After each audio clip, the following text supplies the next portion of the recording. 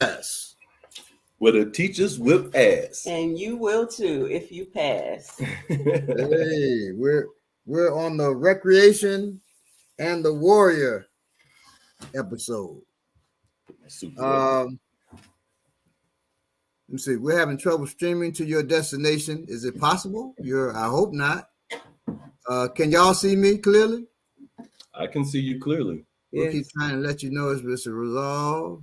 Okay. I don't know what that's about. Let's remove this. No, do not remove that destination. I don't know what that's about. Let me see here. Can you see me clearly on the phone? Yeah, everything good.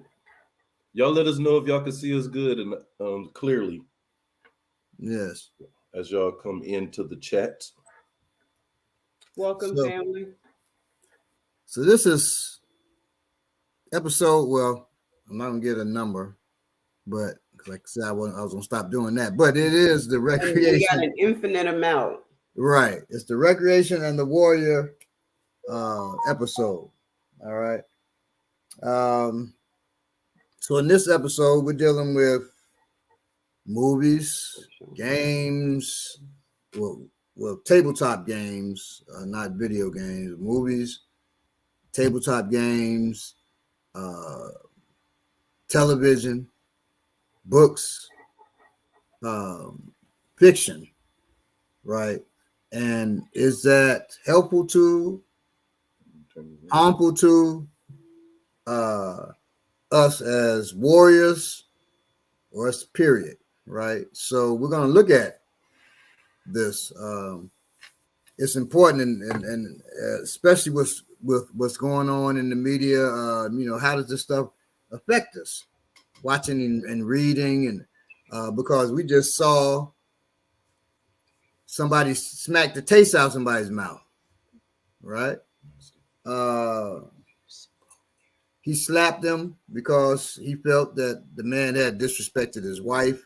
Now, somebody asked me in the Remix Morning Show Thursday, what did I think the slap was real? And my answer was real or fake. Those two rich dudes gonna be all right. Right. Whereas we're gonna still be struggling.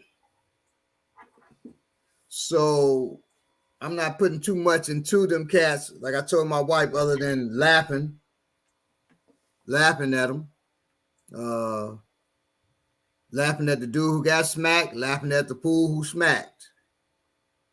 Okay. Peace 52 lifestyle. Because we can say, well, he was defending his wife. He was doing all that.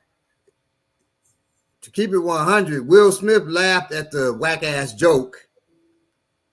And then he looked at his wife who wasn't laughing. And then decided to go up there and make a show, smack. Then he gets an award later. Okay. Where he gets the attaboy from and what let me know, well, it could be fake because there's been a long standing beef between Denzel Washington and Samuel Jackson. Well, Samuel Jackson said years ago he'll smack the shit. This is exactly I'll smack the shit out of Denzel Washington said I'll smack the shit out of Samuel Jackson. I don't know why I keep bringing up Wesley. He said because you saw him in that outfit like I did. in his Mason outfit. You see the Mason apron on Wesley. But yeah, so Denzel, he's always talking about smacking somebody, by the way. If y'all didn't know. Denzel's always talking about smacking somebody. When he made the movie Red something, when they take over the submarine. Red October. Oh, the Hunter. No, not Red October. That's with yeah. Oh, right. The movie with Denzel is when the white dude takes over he's gonna bomb something and Denzel takes over from him. Yeah, I know what you're talking about. The rails. Oh, well, in that movie, that dude slapped Denzel in the movie. And they said, how would you deal with the slap or something? He said, my son asked me, did he slap you for real? He said, man, I forget his name, old ass. That's how Denzel always been talking about whooping people's ass, slapping them. He said, he said he slapped the shit out of Samuel. So that was years ago. So this beef been going on because Samuel decided to, which one was it? One of them stuck with, I think Denzel stuck with Spike Lee. Samuel broke out. And so Denzel saw that as some kind of, disloyalty or whatever. That was supposed to be the beef. That's interesting. Ongoing, right? But if you saw them, I saw the backstage pictures of Denzel and Samuel. Man, it was like just brothers hugging each other and congratulating each other because that's Samuel won a Academy Award too. They didn't even broadcast that, right? Because everybody dealing with the smack that heard around the world, right? So when I saw that picture of those two, I said, man, that long-going beef, either they've resolved it because they're two old dudes, shouldn't be beefing anyway. I mean, really old dudes. Or it wasn't a beef in the first damn place. Right. It could be, they could have come together because of his accomplishment. Or, when two people don't like each other, but they equally don't like another dude that got smacked. That could be too. I'm glad you did this. Everybody giving you high fives and all that. And right now, Peace, fam. Spike Lee movies since Sam Jackson has been in at least one modern day Spike Lee movie. So he was in Chirac. Oh, was he? Mm-hmm. I refuse to watch it. Yeah, they criticized that so bad. Well, my sister. Nobody. If you want to do something about Chi-Town, you better come with it. Well, but also, my sister watched it, and she was like, it was garbage. So I wouldn't watch it. And I trust her with film. She's pretty good with judging film. Now, so that's the association is, what's the effect of seeing him smack Chris?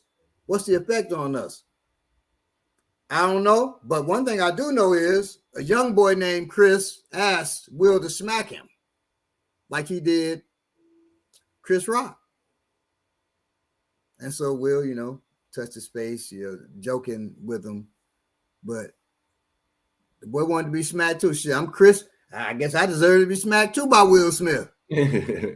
Well, I tell you, did he make a joke? I seen a woman on Facebook, one of my Facebook friends, say that Chris Rock is goals, to be able to stand there and take that, you know what I'm saying, and not retaliate and anger and everything. And she asked me what I thought about it as a martial artist. I said he is definitely not goals to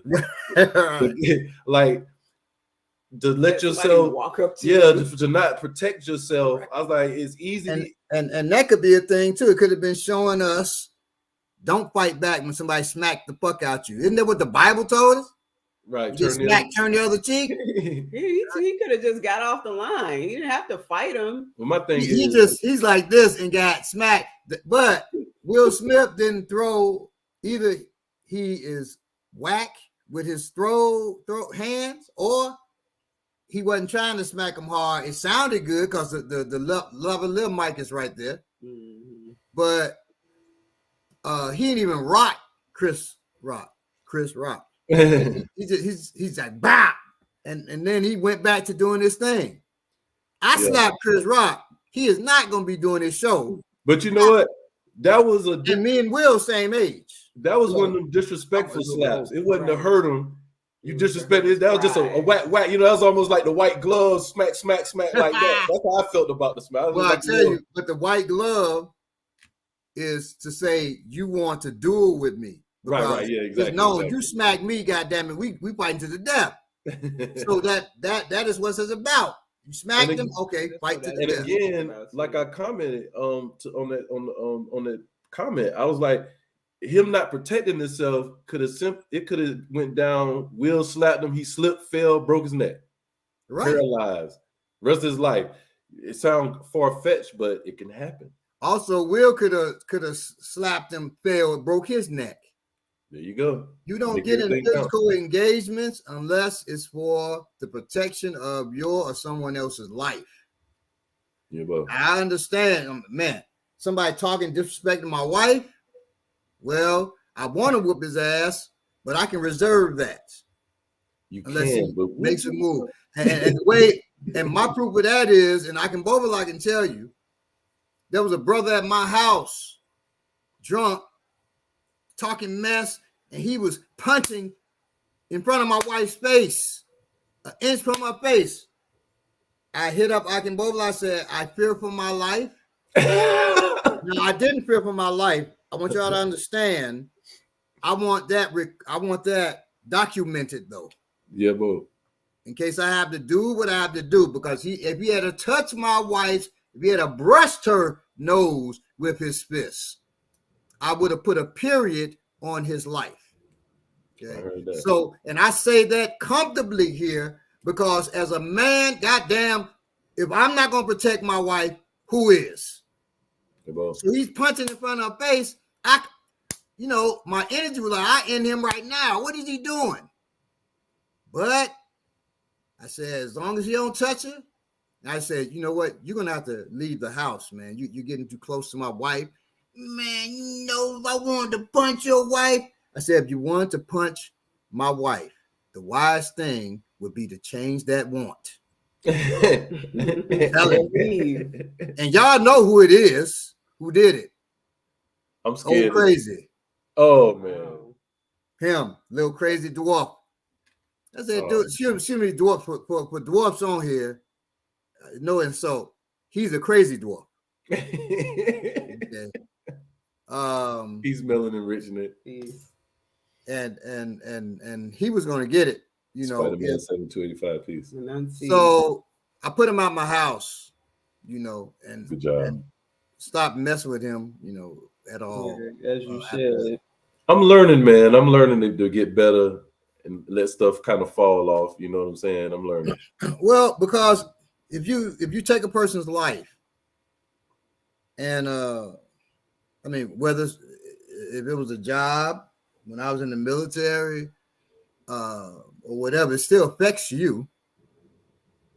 You have it affects your mind, okay, and even to justify taking somebody's life, especially multiple lives, to justify that it affects you, okay. But also, in this world, you're not in the military or whatever, working for the state. To kill somebody, that changes your life, because now, you got to uproot yourself. You got to get right. out. You got to uproot your family and live different from then on out. Chilling at home eating pancakes, assuming that you're not turning yourself in. No, hell no. I'm just talking about the right thing to do. I mean, if you turn yourself in, you also, your mind has been affected badly. Obviously, definitely. Damn, turning yourself in to the very enemy that put you in the situation, probably where you took somebody's life anyway. Yeah, our news will be covering a little bit of that aspect right there. Well, let's get on that so we can jump onto the topic of the day. All right. And if you guys, again, we always ask this, but if you have any topics that you want to discuss, subject matter that you think we might need to talk about, put it in the chat. Let us know. Send us a DM online. Please hit the like button. Let folks know that we are on live right now. Donate. Okay, so this story took place in Fort Lauderdale, Florida. And so I'm just going to read it out to you if you guys haven't seen this. 28-year-old Raymond Rachel was working the front desk at the Best Western in Fort Lauderdale, Florida, when a drunk guest started making racial comments. Rachel excused his right to kick him out and called the police. Exercise, I'm sorry, they spelled it wrong. He exercised his right to kick him out and call the police, and ultimately the guest left. But he didn't stay gone long. A surveillance camera from the hotel shows that he came back and rushed Rachel and was quickly manhandled. This is all on videos. They show the guy come in drunk, jump behind the counter, and grab the black dude. And as soon as he did, the black dude handled him, subdued him. He didn't start punching him in the face. He subdued him. A third man witnessed the altercation and called the police. Fort Lauderdale PD showed up, and in typical racist fashion, they targeted the attack. I'm talking about while the guy's on the ground, they see the guy. They run in, and you can find this on Pushing Black on IG.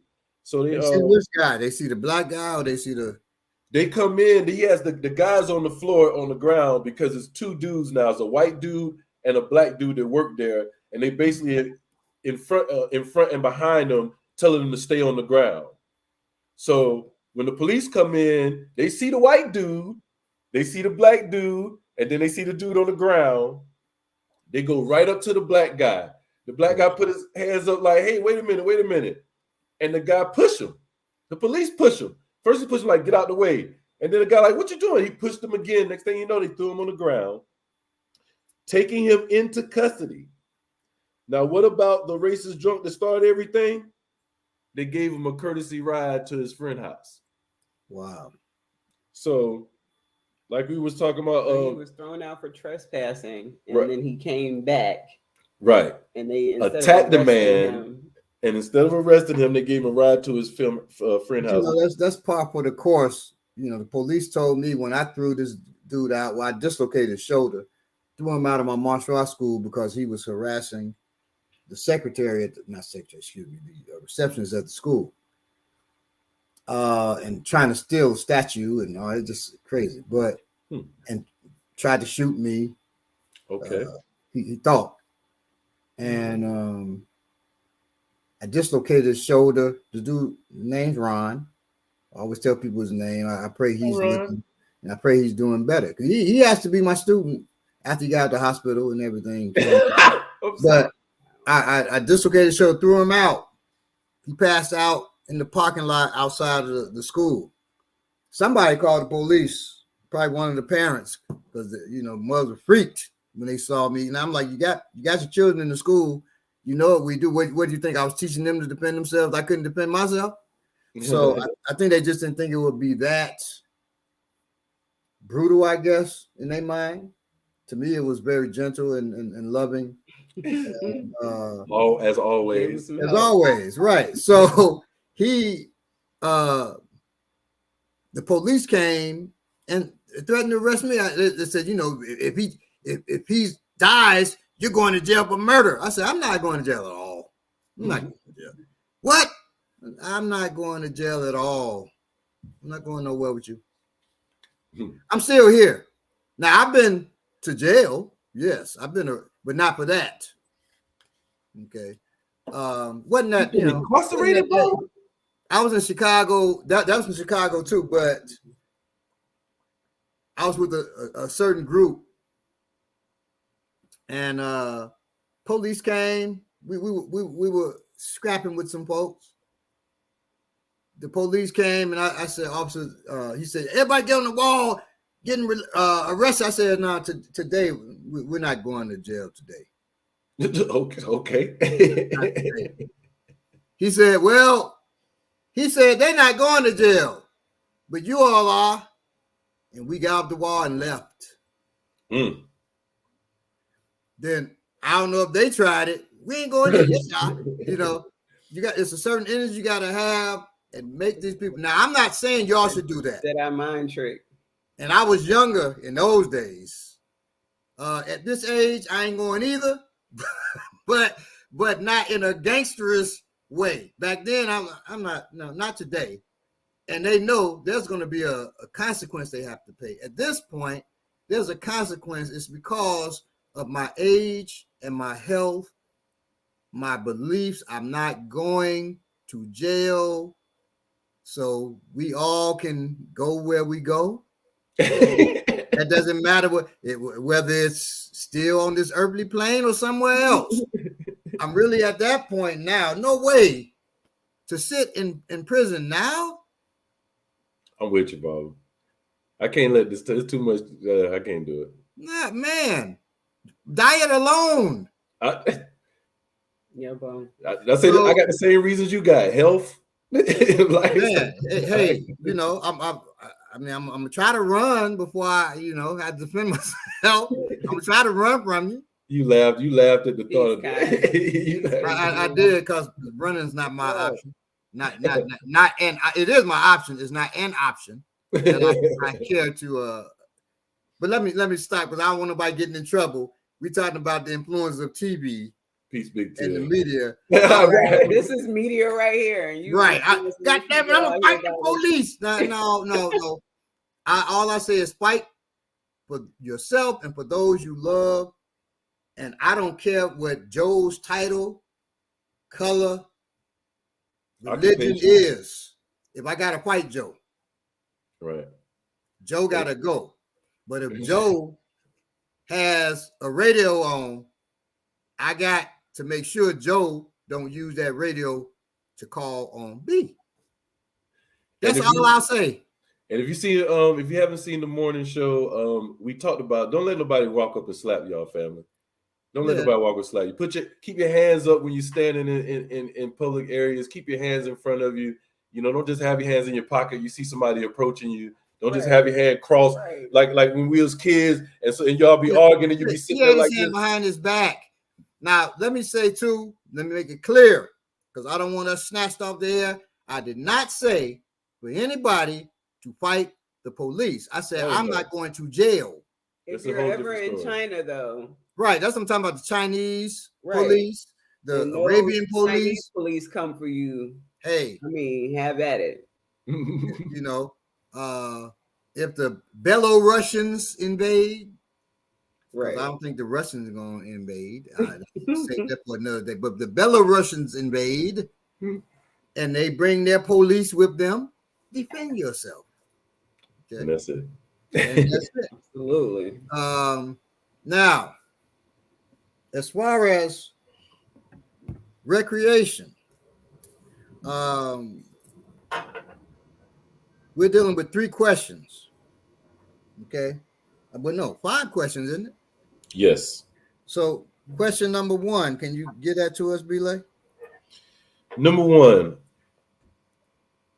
a fiction, television, music, movies, games, and comic books counter to the warrior's mindset. So, and you all think about that too. It's fiction, games, comic books, movies, television. Are they counter? What does it say now? Are they counter to a warrior's mindset? Yeah, are they counter to a warrior's mindset? Are they detrimental to the warrior or revolution? I mean, they definitely can be. What I thought about most when thinking about these questions was, and I apologize, I don't know if someone else wanted to go first. No, that's fine. I thought about my son. You know, I'm raising a young man, and I do think that it's a little bit different, the things that you want to expose a child to, and they're developing warrior's mindset as opposed to what you yourself might watch as a person who knows what you're looking at and knows what you're dealing with. You still want to be discerning with whatever it is that you're watching or playing or doing as far as media goes. But when you're bringing children up, like it's important what your mother gives you. So I've never given him Captain America, you know, to look up to. Like, I think that that can be detrimental to a warrior's mindset, you know, having heroes that don't look like you, having heroes that don't stand for what it is that you need to stand for to be able to help your people. So who do you give them as heroes then? I give him, you know, actual historical heroes, you know, people like Marcus Garvey. He learns about people like Malcolm X. He learns about, you know, just as far as some of his teachings. And, you know, people in our family, people who he can actually look up to, who look like him, who have similar circumstances to him, where he can feel like, where he can really identify with them, and not just someone on television who doesn't look like him, who can't relate to him, who those movies, a lot of time, like now they have more people who look like him in those movies, but historically they have excluded us. And in a lot of cartoons, a lot of the things on television, you know, they have one person that's like him on there. So I talked to him about that. Like, what is that? Why would that one person be with that whole group of people? What is he doing there? You know? Now, are there any superheroes or anything you've introduced them to? Because now I'll say this about real historical characters. Back in the day, they used to do that, make the books with the real historical characters. A lot of, now when you talk about Malcolm X, that's one thing, but if that's done, then they'll also lump in Hank Aaron. Mm-hmm. They'll lump in Lena Horne, who Right. Malcolm X was laughing about when he was saying, these people are taken as our leaders. Right. That's true. So we have to be careful of that too. Now, a superhero, if they don't look like us, hell no. My children, I mean, they're gonna watch that kind of stuff. They go into school, if they go to public school and stuff like that. Yeah, Eventually, he was exposed to that through school. Right, they will get exposed to that through school, through meeting other people. And I mean, with as they get a phone, as they get a tablet, they're gonna get introduced to the different stuff. So we should give them these images, because also Black images that are given by corporations, like Big Till was saying, you're absolutely right. Those things can definitely be detrimental. We have to create our own. Right. And they should see bigger than life heroes in all media created by us, hopefully. There was a big hullabaloo, big thing about Black Panther. And that's cool. I watched the potential that could happen if we create our own, because whole people from churches were bringing busloads of folks to see Black Panther. That's how much we were starving to see ourselves as heroes, bigger than life, superheroes, right? Black Panther, of course, was created by white men. Mm-hmm. And wrapped around all of that is a lie that it's the first, Black Panther was the first Black superhero in comic books. Goddamn lie. Of course, yeah. The first superhero, and then they say, well, the first African. Lie. The first superhero that was in Africa, and they straight stole this story, was Lion Man. Mm-hmm. Black Panther came out in 1966. Lion Man came out in the 40s. I think 47. Lion Man was protecting this great ore, radioactive ore, like vibranium, in Africa. Okay.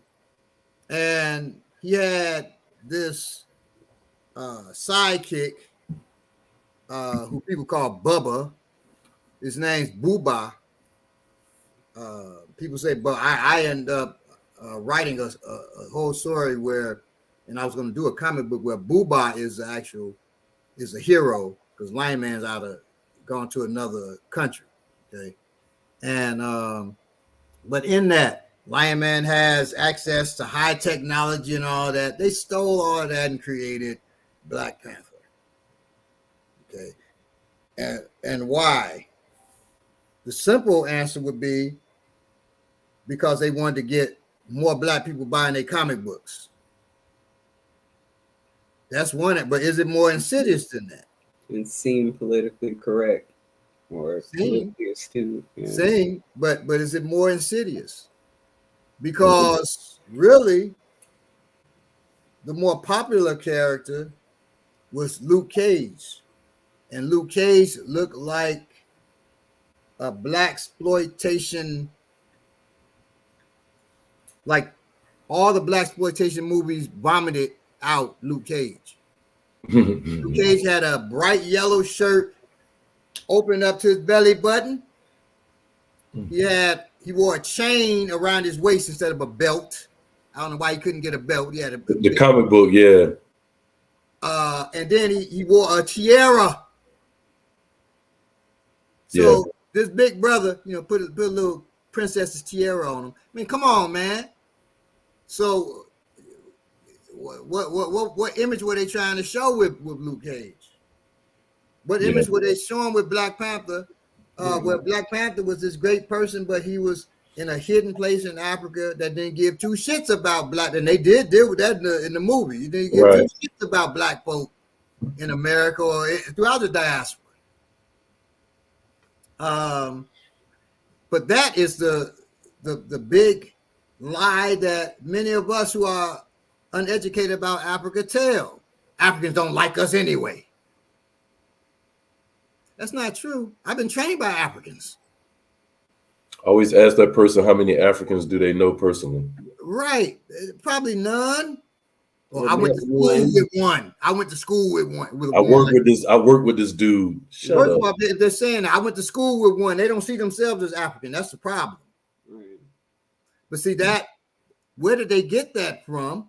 Their mamas ain't having a conversation with them about them damn Africans. They get this from the media, the way we're portrayed. The continental Africans look at us a certain way because we're portrayed a certain way, and the way they're portrayed. And then they're telling us all the lie. We don't like each other. We don't know each other. That's the problem. So it can be detrimental, but we want to look deeper. I did want to say one thing about Black Panther. I have given him Black Panther. He's seen, we all went to see it. And he has like the figurines, but the thing that I worry about, just like what you're saying with Black Panther, is, that was a movie that came out a few years ago. And I thought about it at the time too, is it can be manipulated. What is the next movie going to be? Yeah, the first one was great. What's the topic for the next movie? What are they going to be doing? Like, I feel like I don't want to, I want him to see that, but I don't want him to internalize it so much that whatever way they go with the story, now he's thinking that certain things are okay that really aren't, So that's my thing about Black Panther. Now, I want to get y'all in trouble because I know both of y'all in the Black Panther movie, or just you, Belay? I know I'm in it. I don't know about her. I'm not. I didn't. Okay. Yeah, Belay's in there. Belay's in there, pushing it, holding it down for the man. He's been in. He's in the movie, but they called me for the first film to do martial arts choreography for the film. I thought, to be honest, it was BS. I didn't believe the movie would even happen. I said, until I see asses in those seats, I don't think Black Panther's going to happen. To this day, my wife gave me some static about that one. Man, you could have been choreographing for. I really, I really didn't want to. But anyway, now, my opinion on that, but to do that, I got to talk a little bit about the mind. But should I go first before you give your? Yeah, probably, yes. So, real quick, I just want to piggyback on what she was saying too. So I think that it could go either way but if we don't control the narrative with what we decide to watch and what we give our children, then it's going to go to the left every time. One of the things I did with my daughter is I provided like this everything that she saw for the first maybe 8 years of her life. The only music she heard was the playlist that I created. The cartoons she saw was the cartoons nothing was from TV. Everything was from YouTube that I would find. Like, for a minute, she only watched Fat Albert. You know what I'm saying? Because it was really the only thing I could really find with enough shows that always had a little some good in it, and it taught a little bit in it, and it still had the humor to keep her. Then I went to the Nazi stories. Right. They're in YouTube, and you kind of what you have to do, because they're going to get out and they're going to see things. So you kind of got to build up this tolerance and build them their self-esteem up, build up their knowledge base to where they see what they see themselves. then they can see other things and be able to process it and handle it a lot better. So that's pretty much what I just tried to do. I just tried to control until I couldn't. You know what I'm saying? Until I could, till she started going other places with friends and listening to the radio. Right. She started staying with other people and seeing stuff on TV. But until my daughter was like 10 years old, she never even seen a white person before in the flesh. And the first white person at her class, she told me she had this real light-skinned dude in class. The funny thing is, I didn't realize I consciously did this. And somebody told me I did the same thing on my IG page. I never talked to her about white people for a long time. I just talked about us. Mm-hmm. You know what I'm saying? And it's when we first started talking about white, she already had her thing that she was seeing the difference. And then we had the conversation. You know what I'm saying? So that's pretty much all I have as far as that. And I'll let you take it over. David Silber says he's here for the tiara.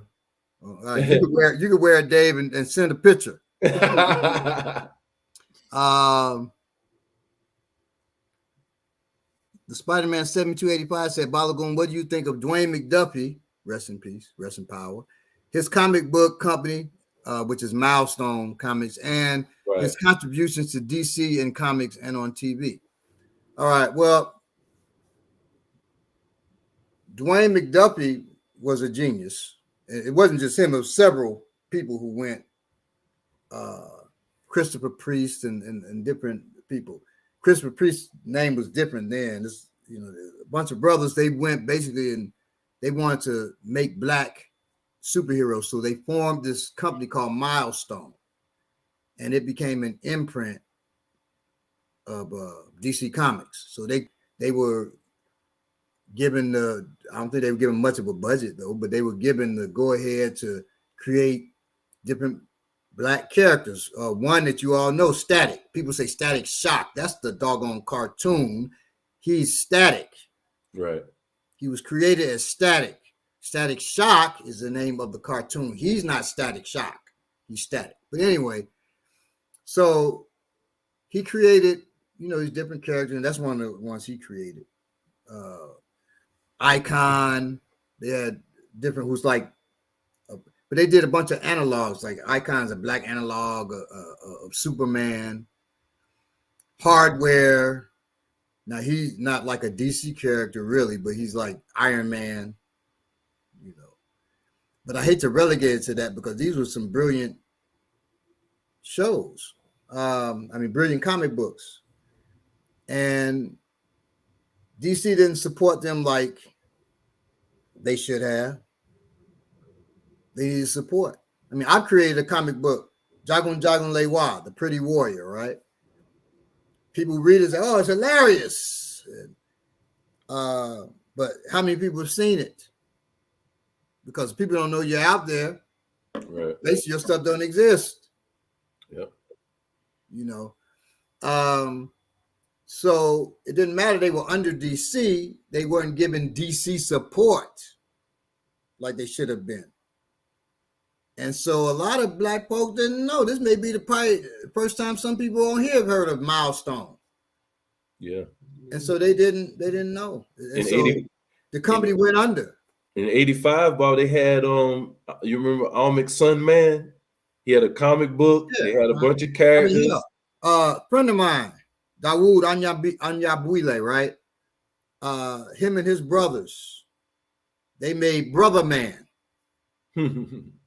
Brother Man should have been. It was a great comic series. But Brother Man should have been television series. All kinds of stuff should have happened with Brother Man. In fact, they made, because they wanted to do some things with Brother Man that the brothers who created refused in Hollywood. They wanted to do some stuff. They refused. They made a parody of Brother Man. It's a superhero movie starring Damon Wayans called Blank Man. It was to make fun of Brother Man. Wow. All these little internecine wars go on that folks don't know about. And these folks will spend money on it. They spend money on war. And war ain't just on the battlefield. It's on the board, in the boardroom. It's on the movie screen. So You And I want to say they were going to go through DC too, but I'm not sure. I don't know who All-McMahon, Sunman went through. I forgot, but they had a comic book too. Yeah, I remember him. But the biggest was Brother Man. Brother Man sold. So I didn't know about Brother Man. I want to say 1 million copies. Wow. From them going to Essence festivals. Wow. Nobody had ever sold no comic books, and I don't even think books at Essence. They went to Essence Festival. They traveled with the Essence Festival, got tables, and they would sell at their table. Brother Man. That's how they started doing it. And then bookstores started asking to get it and stuff like that. I went to a bookstore back home, back in Chicago, and so I said, Brother Man, oh snap, I got to see what this is about. And the artwork was so great. The writing was so great. Yeah, I think we have one of those. I want to say we have a Brother Man comic or a Brother Man book. Well, they have so that you can get Brother Man now. Brother Man Revolution, I think it's called, in Revolution or Evolution, in as a graphic novel. That's showing the history of what made Brother Man. That's real good too. Pick that up if you can. So Brother Man is out there. Now that's created by black men, brothers, black men, and the whole business is run by the family. And then also you can get I think it wants to say it's called The Curious Cases, but I'm not sure, of Duke Denham. Duke Denham is a character from there, and one of the brothers wrote novellas based on Duke Denham, mystery novellas. Yeah, there's a lot of comic books out now that you can get. Oh man, there's a lot of I can tell you a lot. I mean, shoot, me and Milton Davis did Ngolo comic, and we're about to kickstart book 2 next month. We got stuff going on, and then we got games and stuff that go with it. Black anime too. You can find all that if you just look for it now. You can find black anime you can find now. Couple of them on Netflix.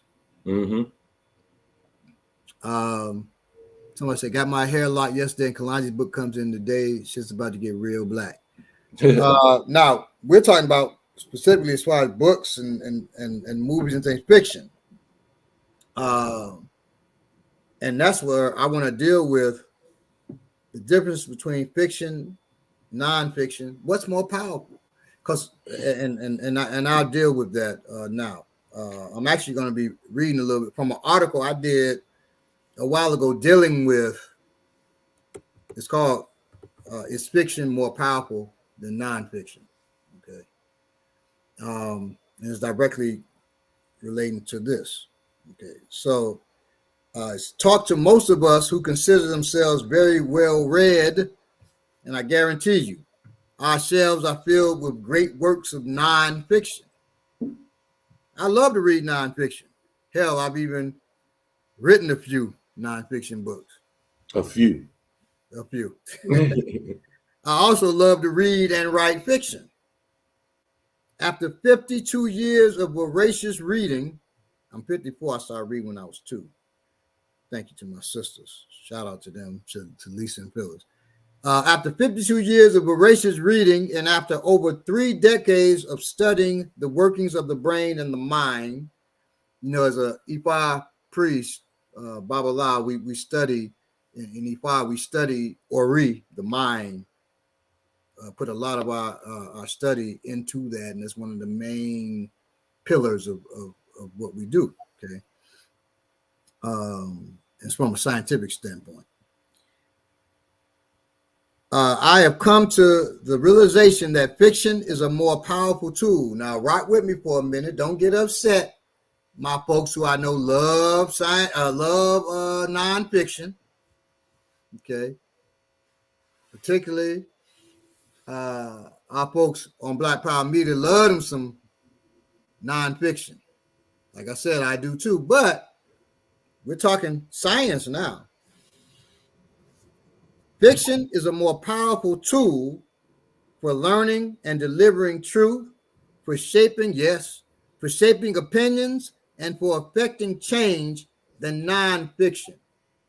This is also positive, and it's also detrimental, because when you ask the question, it can be detrimental because fiction is more powerful than nonfiction. So what you see on the news, a lot of that's fiction. Yeah. What you read in a newspaper or an article, fiction is more powerful than that. So it's having an effect on you more than just entertainment. Okay. Once I asked one of my friends why, out of over 1,000 books he owns, not one is a work of fiction. And if it is, it was deep in the 1,000. I wasn't going to sit and look at every 1,000, but I didn't think so. And why he doesn't allow his children to read fiction, or by extension, play board or role-playing games. His answer: all that Star Wars, Dungeons and Dragons, steampunk shit ain't real, bro. I keep it real, son. For myself and definitely for my seeds. So it's not who y'all think it is, because who y'all think it is ain't got no seed. I got no interest in those escapist hobbies, yo.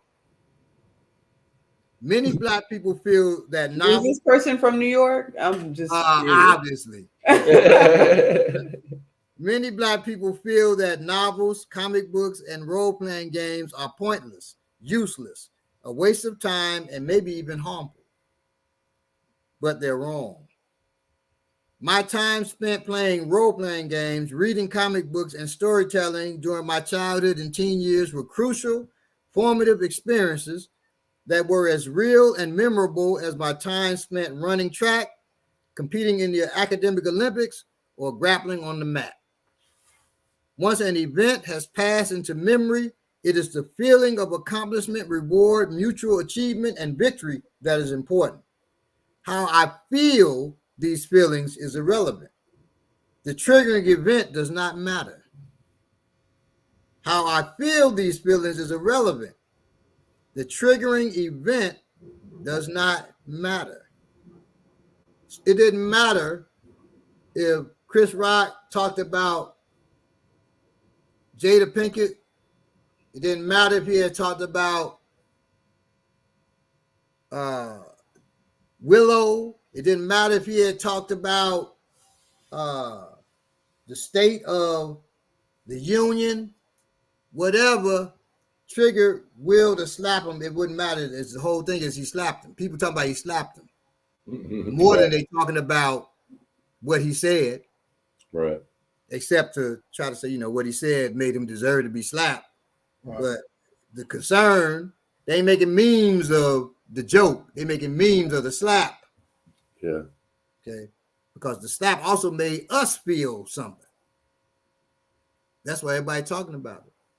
Polarizing. It made me feel, oh my God, it made me feel lappy, happy, tappy. Because I was cracking up. Yeah, lappy, happy, tappy. I was laughing so hard, that shit didn't even make sense what I just said. Right. To fully understand this, let's examine what the brain is and how it functions. Okay. The human brain is the most complex entity in the known universe. Our brains are organs of staggering complexity, having approximately 100,000 miles of capillaries, and it can grow more. 100,000 miles of capillaries.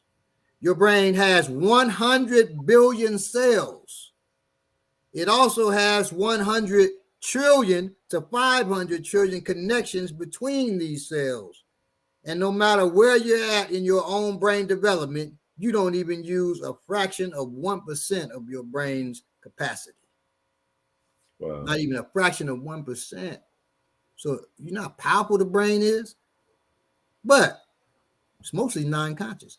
Your non-conscious thinking is 5 times stronger than your conscious thinking.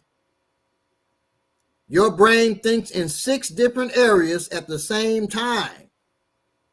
You have 6 parallel processes going on at once. 6 It's 3 times 2. You got 2 sides of the brain. We know it's 3 levels of brain. We'll deal with that in a second. Now, they know that because this is part of what we do. Right. Only one of these 6 parallel processes that are going on at once, only one of them is conscious. One is the conscious process. The other areas of your brain are not accessible by your consciousness. You have a different set of neurons that comprise your conscious thinking, and you can't directly access your non-conscious thought. You have a powerful friend or foe in your non-conscious brain. It's 5/6 of your thinking power. Okay. Your non-conscious brain sees, hears, smells, and touches. I'm sure you've all heard of subliminal pictures, right? Your conscious mind cannot perceive a picture that lasts for less than about 1/50,000th of a second. That's fast as hell. So it's still picking it up. No faster than that, but slower than that or slower, it can pick it up. However, it is proven that your non-conscious brain does see and remember things that are faster, though. Okay. Scientists monitoring your brain activity can tell what picture your non-conscious brain saw by observing the firing patterns in your brain when one of these pictures is flashed in front of you. Your non-conscious brain is aware of everything that is going on around you. Everything. Okay. Your non-conscious brain is aware of everything that's going on around you. It's drinking in the world to a much higher degree than your conscious mind. Than your conscious mind could even handle. That's why we dream. Okay, to deal with the things when we say we couldn't handle people, I can handle anything. No. You couldn't handle what you couldn't even pick up consciously. But subconsciously, it's there. And so your brain deals with it as you sleep. Okay. Just because you aren't aware of it at the conscious level does not mean that you are not thinking about it and reacting to it. Thought, by the way, moves 24 billion miles per second. So if you say, I'm just not going to think about it. You already thought about it. I'm not going to think about what? You already thought about it. You think about what you're not thinking about. It moves 24 billion miles per second. That's why when we're speaking, it's like it's just rolling off our tongue. We're thinking about it. It's just so fast. Right. That we're able to bring it forth. Good point. You experience, notice how when your non-conscious brain treats everything as real. This is key here. Notice how when you are watching a scary movie, you actually get scared. And I don't, which led to an addiction to scary films because I keep searching for that experience. I found it once. I'll deal with that one day. You actually get scared. You react emotionally, even though your conscious brain knows it is not real. The same thing is true for fiction. Same thing, porn is powerful with this. Mm-hmm. When a person watches porn, I'm not going to be vulgar, so just so you know. When a person watches porn and they are excited by that, and they do whatever it is they're going to do, they have put themselves in that situation, whatever they're watching. So it also, the brain doesn't know the difference between fantasy and reality. You're there. Okay. I just want to say real quick. That's one of the reasons why I stopped playing video games, because I was playing one of my friends one time. And I'm gonna let you get right back to it. And I'm the champion in NBA Live, whatever the game was, and I'm playing and I'm winning, and I won the game. But during the game, me and him done argued. I done to fight back. I'm putting everything into it. I'm sweating. And at the end of the game, I was like, man, my body don't know that this is a game. Like, I'm going through stress, anxiety, pressure, and this is supposed to be fun. And that was the day I quit playing video games. You just can't. I mean, you can't trick your body. You know what I'm saying? Can't trick your mind. Right. Well, exactly. And really, your brain. Yeah, that's what's controlling your body. So the mind is all of this. It's your brain. Right. Somebody said either Belay is in deep thought or he is very sleepy. Yeah. Y'all gotta excuse me because when I look like this, is like my eyes are closed when I'm just got my head tilted, but I'm just deep thinking, like you said. I'm with y'all. Sure. All right. I gotta remember not to look like this because it looked like my eyes closed and they not. Let me look. You experience fear, happiness, sadness, and other emotions when you watch a movie or read a book or play a video game, because your non-conscious brain is watching the movie or reading the book too.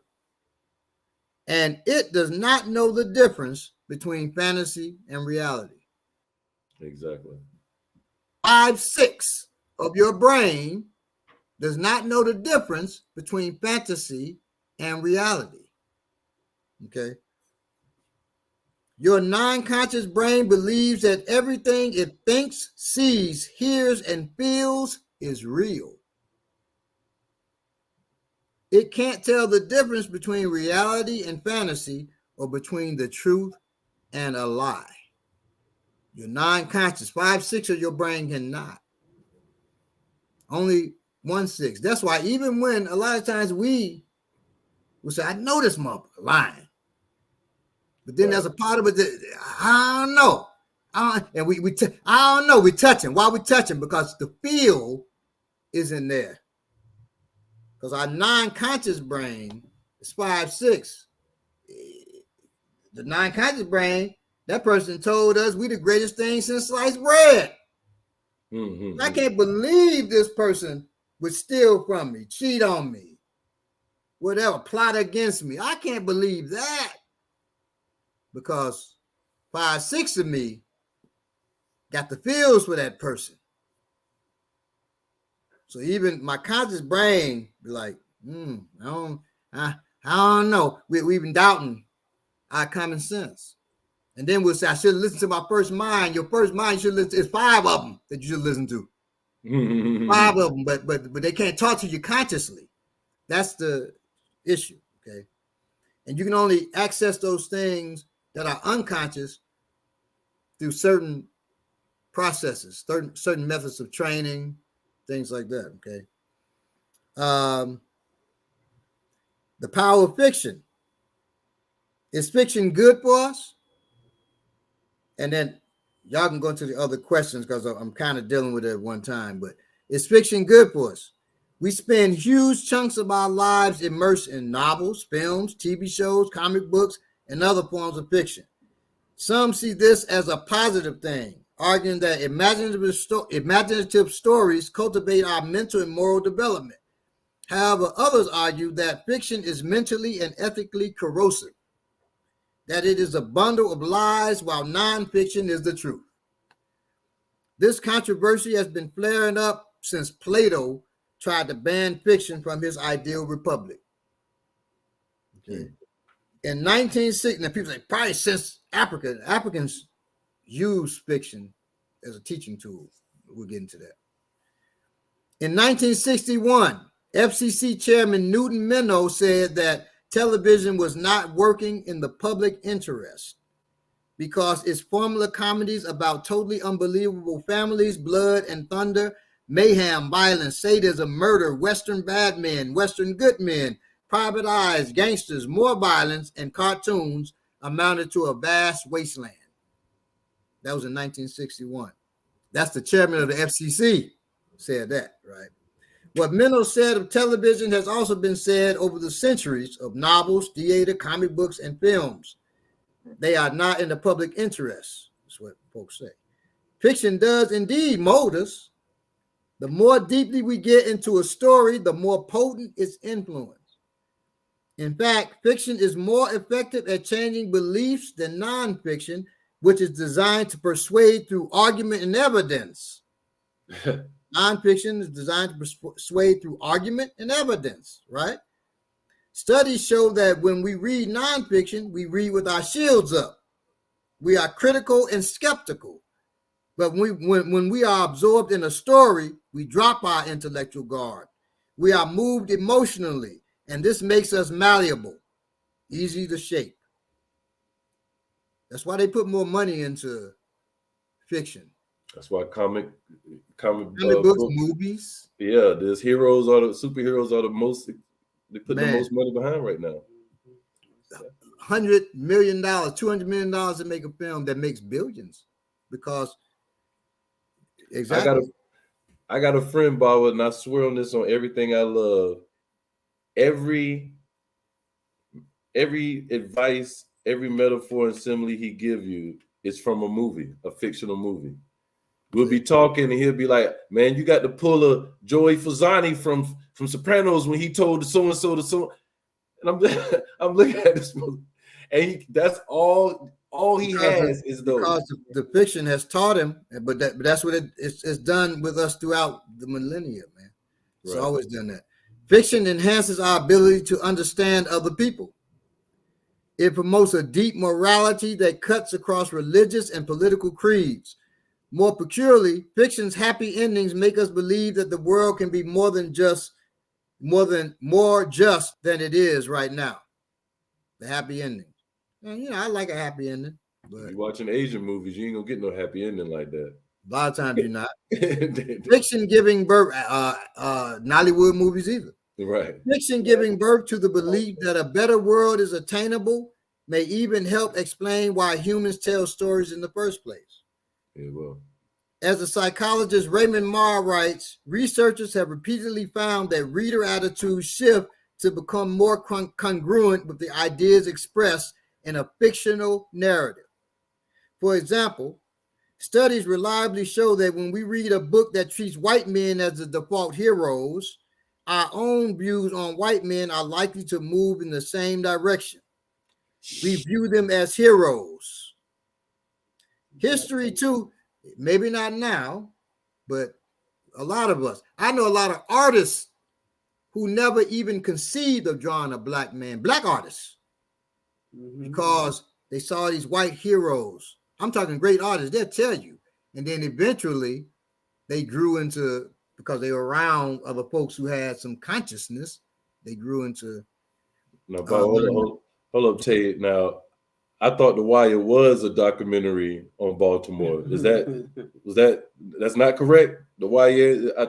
So now I'm confused. Wire. So there's a difference between great and good. We know that good is for your betterment.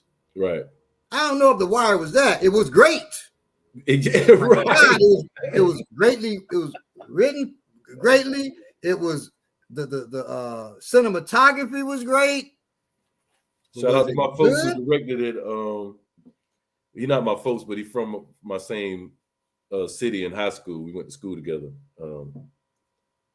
I can't even think his name right now. Hey. Anthony Hemingway. Yeah, he did Red Tail. The more fiction I read, the more I see how reality is constructed. Yes, absolutely. We're about to get into that. I know you do.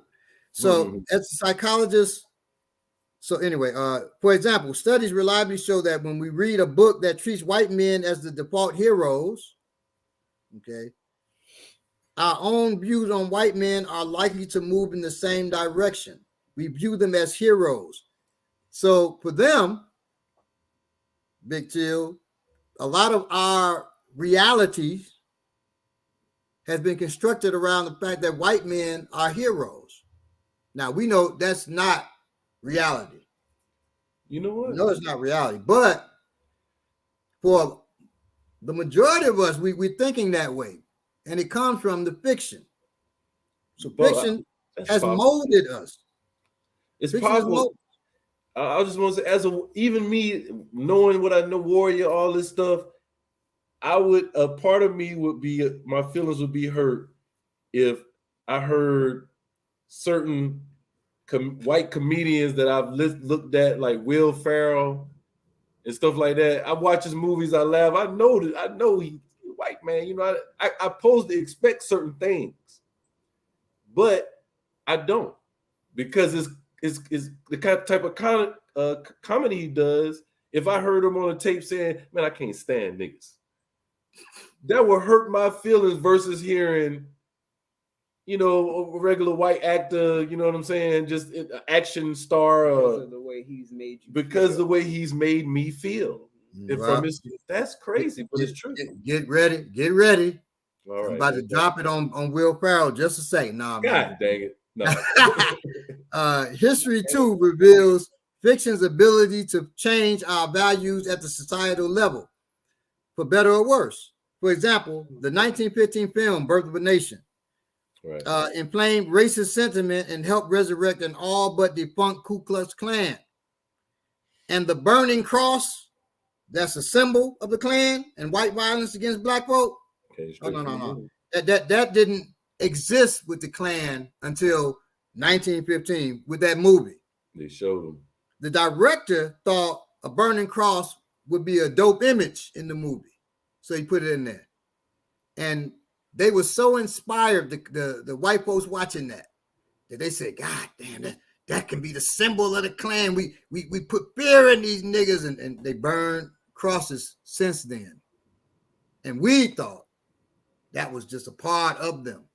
The Ku Klux Klan comes from a fraternity called Ku Klux Adelphine, the Brotherhood Circle. Okay. Nowhere in that was the sign of the cross at all. Okay. That was not one of their symbols till 1915. Okay.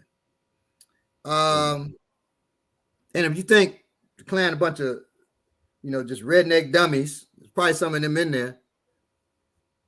Like I said, they come from a large fraternity called Ku Klux Adelphine. Okay. Right. Somebody said, I don't know about knee jokes. No more knee taking. It's way up. There's something with somebody. Okay. I'm like, Y'all lost me on that one. All right. Fiction can indeed be dangerous in the wrong hands. Yeah, Bob. Okay. Somebody said earlier, it's good if we write it. Yeah, if we got the people writing it, when we say we, us, got some sense. Right. Then got some politics, yes. Fiction can indeed be dangerous in the wrong hands because, and you say, well, now your writing doesn't have to be political. I was talking with Billy about this earlier. Everything you write doesn't have to be something to a key to set you free, but it definitely shouldn't be a chain to lock you up either. Right. Okay. You can entertain, you can make people feel good.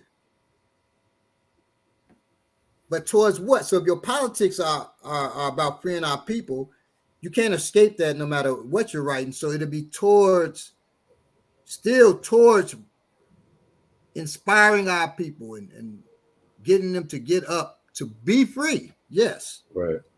But if you consciously are writing something about trying to make us free, write nonfiction. Because if you write fiction, it's going to be didactic and it's going to be whack. It's going to be so preachy, it's going to be whack. I know that because I've had people who sent me stuff, read my stuff, and I'm like, I know what they're trying to do. And God damn it, because I know that, and they're in the movement. I don't want to just say to them what needs to be said, but because they're in the movement, because I care about them, I'm going to say what needs to be said. Write nonfiction. Because this is going to be whack if you write this as fiction. And so then what you were trying to do, you failed because nobody is going to read it because they don't want whack stuff.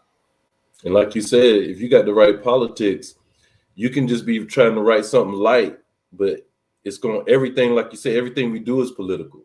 Yeah. So if it's not tearing us down, it's lifting us up. So it's going to still do what it's supposed to do. Now, I got this short story about me loving a white woman. Oh no! It's going to be positive though. Now, as long as it's positive, you're gonna love the white woman. Well, you'll be just like a lot of the professors who be out here talking about blacky black white wife too. Same. The Hollywood actors. Let me stop. Yeah, them too. Now I was shocked on that. I saw. Now I thought Tay Diggs was married to a white woman, but I saw him. He married with a black woman. Right. Yeah. Oh, from dating. He's dating her. He's not married. He's not married to her. Not yet. Yeah. Y'all saw the thing I sent y'all when he slapped the dude. Right. Said, keep my wife's name out your effing mouth. Yeah. So he did say wife. He said wife too. I wonder. He said wife, but he did it that night. He did it. He did it that night. He said he was laughing about what Will did, and so then he shot that.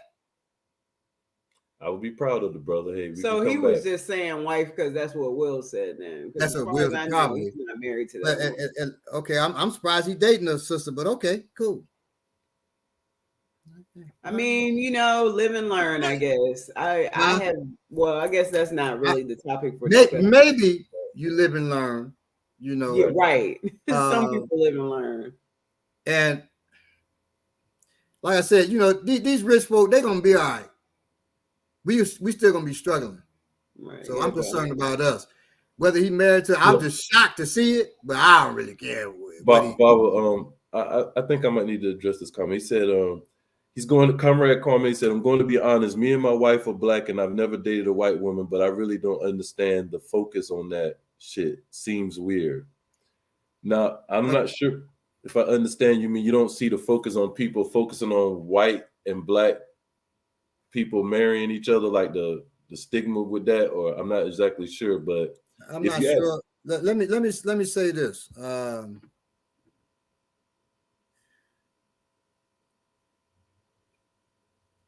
At this age, I don't care. But I used to, be like, hell no. Those who gonna do. I have a granddaughter that's half Arab, half black. Okay. I love her just like the rest. But I will say this, it bothers her that she's so much lighter than her mama, than her grandmama on her mama's side. It was bothering her.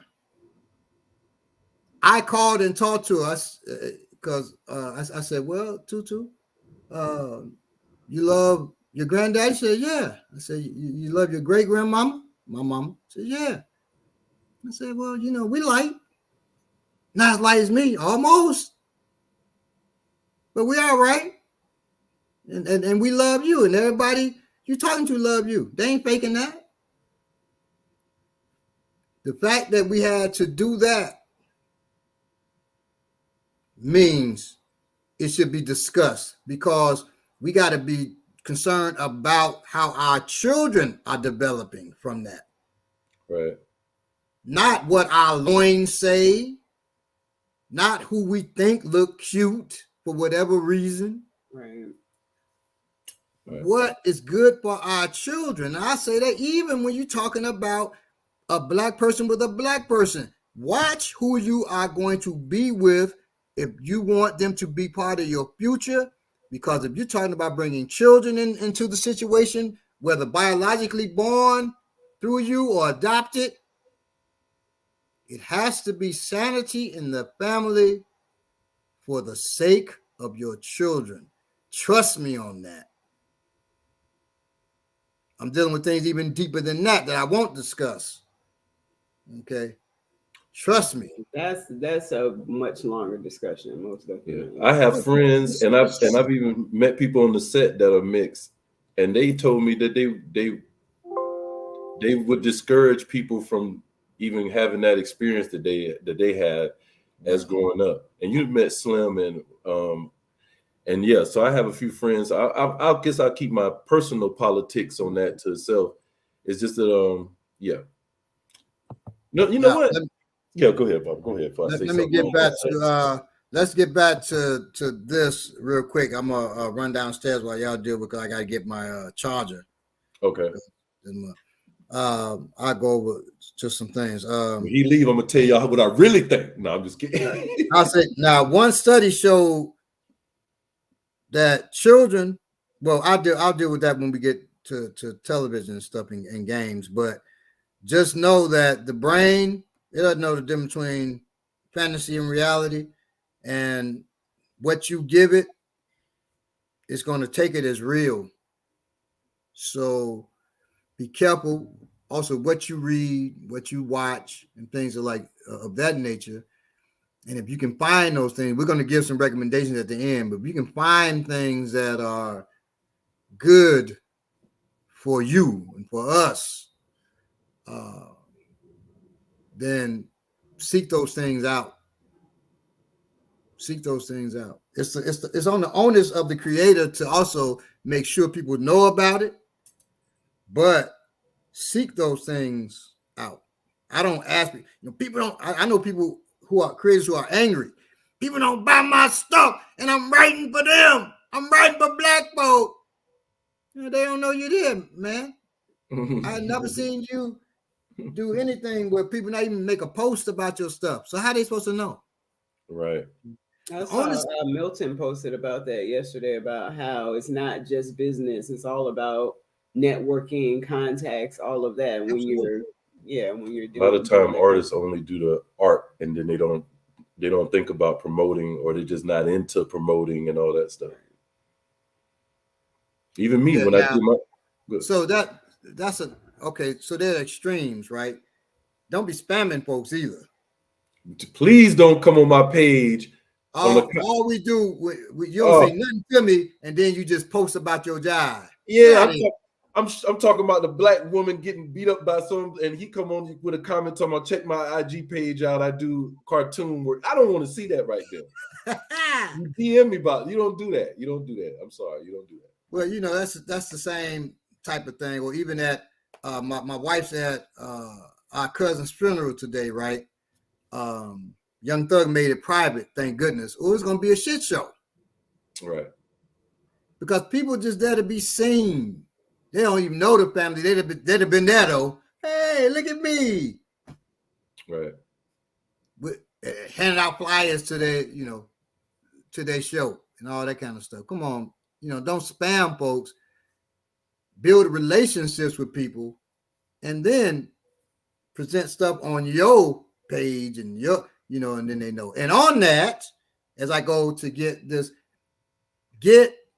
Black Power Media's mugs and other merch, go to blackpowermedia.org, and it's hoodies, it's a great mug, and I'm gonna be bringing my mug onto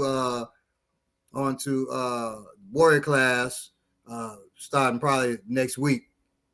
Drinking my tea or whatever may be in there.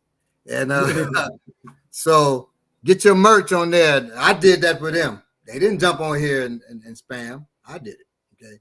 So, and that's not spamming you. We have a relationship. I'm just I'm telling you, pick up that merch, you'll be happy because there's some nice stuff. All right, I'll be right back. Y'all can take it from there. And I'll be right back. Okay. My stuff is long, so really, after all of the stuff you all do, I'll do at the end. Okay. No problem. So, about the white man. Let me tell you about him. No, my fault. I'm just messing because Bobby just walked in. I'm still here. Okay, so he listened to me, so I'm gonna chill a little bit. So yeah, as far as so it's fiction, television, movies, game, comic books, counter to the Warriors mindset. Is it positive for us? I guess we pretty much realize now is how we dictate those things and how we disseminate them, how we our politics and what we're exposing to ourselves. One of the things that we talked about too is music, and why you have to really be careful with the music, because as I'm sure you guys probably know, music is the only thing that you can't block out of your mind. You can't block it out. It's going to get in your subconscious without you wanting it to. And that's how they put songs to be jingles in your head that you don't like. I do it all the time. I know my head is full of songs that I don't really like, that I didn't even know I listened to like that, but they're there in my head. So you have to guard your mind. One saying that I always used to hear is you have to mind your mind. You know what I'm saying? You have to be mindful of what you're thinking about. And that's something that you have to train your mind to do. You have to train yourself to not go so far.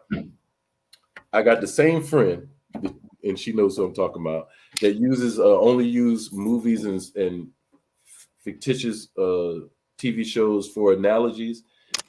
That same friend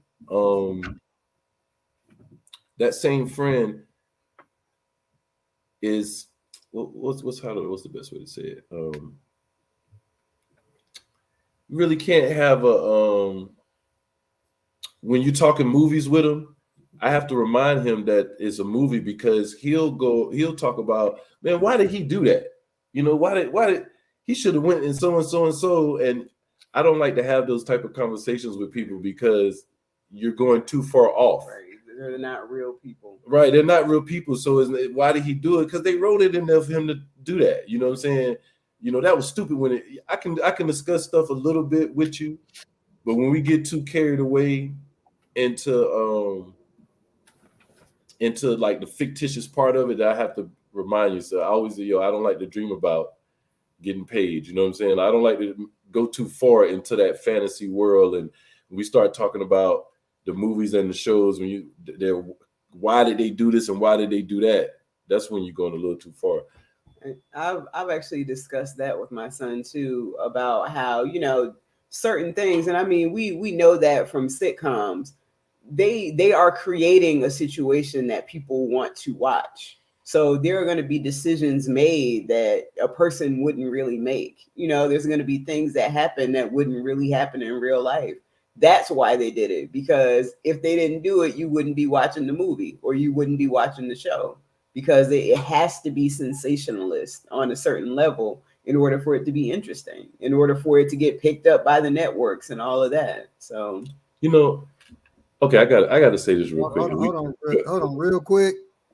I'm not sure what happened, but people are giving condolences to Melanin Rich Nay. AG lost his uncle yesterday. To stage 4 cancer. We're sorry to hear that. And whatever happened with you, Melanin Rich Nay, and for you, AG, and anybody who suffered a loss recently, you have my sincere condolences. Definitely have ours. Definitely have ours. And may you be blessed with peace of mind during this time. Well, I got to say this, man. I won't feel good about as far as the black and white thing. To answer you, what we look at, me as a warrior, I'm a warrior for my people. You know what I'm saying? I'm here to train, teach, protect us. You know what I'm saying? So my only thing is, I feel personally, this is personally, nobody told me this. This is not the views of Amaniki or Baba's that I know. Not necessarily. Not necessarily, but this is my view. My view is this right here. You may can be, because we all have our different definition of phrases and words in our own mind. So for me, you can have a white counterpart and be and do things to benefit us as a people. You can do that. I think you can. I think we've seen that, maybe pro-black, so to speak. I think you can be pro-black, maybe. It's a fence about that. There's exceptions to every rule. Some people get shot in the head and live. But what I will say is, I don't think it's no way that you can be a revolutionary and not have a black counterpart. If you're a black revolutionary. If you're a black revolutionary, yes. Or African revolutionary, or melanated, whatever you want to call it, because I'm not going to get caught up in all that. No, what I'm saying is it's more than just. True indeed. Yeah. When I talk about revolution, you know what I'm talking about. So yes, that's my thing.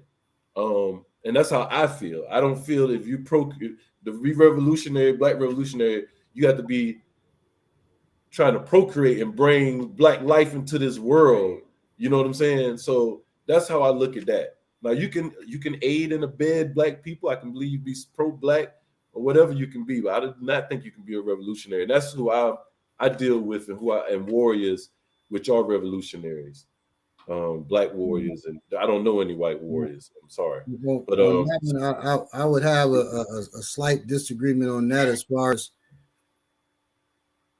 Now, my wife is African, okay, but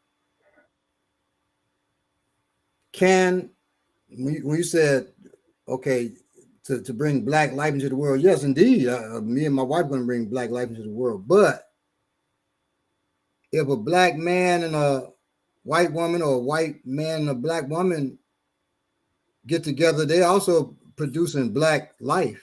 They may be producing Black life. What do you mean by may?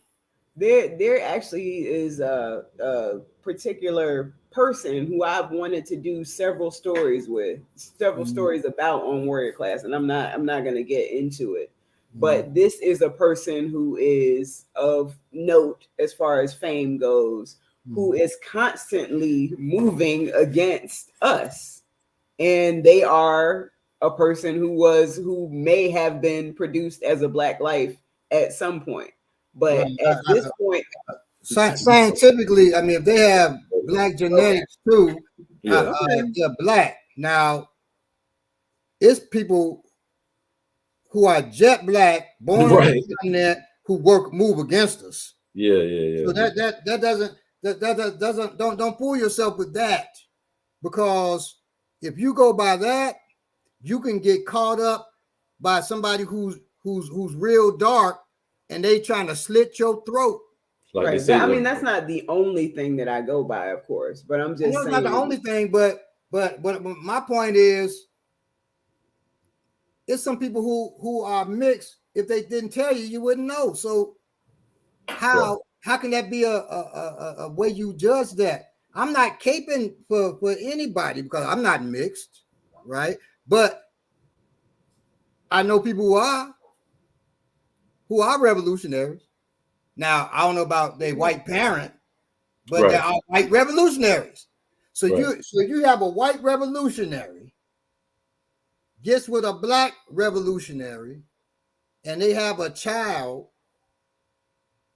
You're telling me that child can't be revolutionary? No, like I said, there are exceptions to every rule. So I believe that's definitely. I don't even know if that's an exception. I don't even know if that's I think white revolutionaries for Black people is definitely an exception to white people. White revolutionaries for Black people? I think that's I definitely think that's an exception to the white people. So when you say white revolutionaries for Black people, you mean fighting for Black people? Yes. I'm sure. I know that's a I don't know about an anomaly or anything, but I know that's a low number. Right. That's why I say so. I agree with you, though. I agree with you. So because if you look at folks who are in the chat, there's one that I know is in the chat. Yeah, I definitely have revolutionary mixed friends. So yeah. So no, I'm not talking about friends. I'm talking about people. I'm comrades. That's different. A friend is one thing. A comrade, you may not like this person, but you may not like a comrade, but a comrade, you're all putting in work on the same. But what I was going to say is I got mixed friends that I consider revolutionary. That's what I was getting to. Oh, okay. Well, yeah, that's good. That's good. You said mixed friends who you consider revolutionary. Okay. Well, like I said, I believe they can be. Now, do I know any who are? Yeah. I do. Y'all do too. Right. I know. There are two here on Black Power Media that I know for sure. Definitely. Okay. A lot of that stuff. I remember. We have to be careful because I remember in the day they were saying stuff like, if you mix, you're not Black, you can't do this. What's his name? King Noble's folks were saying that, but then King Noble talking about raping Black women on the street. And then when you say that kind of stuff, I tell you, my and I've told y'all before, my grandfather, he was fourth Black. He wasn't half Black, but his daddy was. But this is where they learned it from.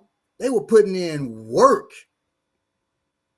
My grandfather was called Doug because his name was Aaron, but he was called Doug, D-U-G, because he dug so many graves for white folk.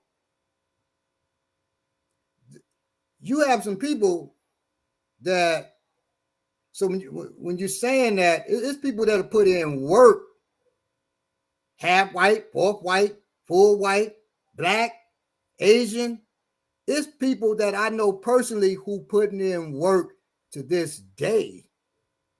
They don't look like me. Now, y'all know my politics, but I'm talking about the reality of people that are put in work. Don't ever underestimate somebody and think what they not, because I'm telling you, that'll cost you. That can cost you people you can use to your advantage, and it can cost you by you catching a bullet. No doubt. I Know that watch it's people's actions. I understand exactly what you're but saying. even watching their actions, even watching their actions, it's some real tough acting folks around us. That's Who not what gonna I'm do talking about. I'm talking about the thing. work that you're talking about, people putting in. That's the actions that I'm talking about. Well, I mean, hell, how much if you watching people put in work? I'm talking about putting in work Or not put in work. Right. I'm talking about removing folk. Okay. That's what I'm talking about. Putting in work. It's folks right now who are very dangerous people, but not dangerous to us. And so that kind of thing. So for me, when we're talking about as far as warriors are concerned, I know people on the battlefield that I can put in place that don't look like us. They don't care about what I feel personally about them and us, what the shit that's been done to us. Of course, most of us should be angry and untrusting. All of us should be untrusting, but most of us should be angry. They ain't got nothing to do with warfare and what I need to move people for warfare. Everybody that's in the army ain't gonna be your friend, ain't gonna be somebody that you even trust. And you have to make moves and move them at the same time. Doesn't matter. Now, I'm talking to you as far as leadership goes. As far as leadership goes, all that job is thrown out the way to get shit done. Then we can go back. We get shit done, then we can go back to killing roaches. Right. But let's get the shit done first.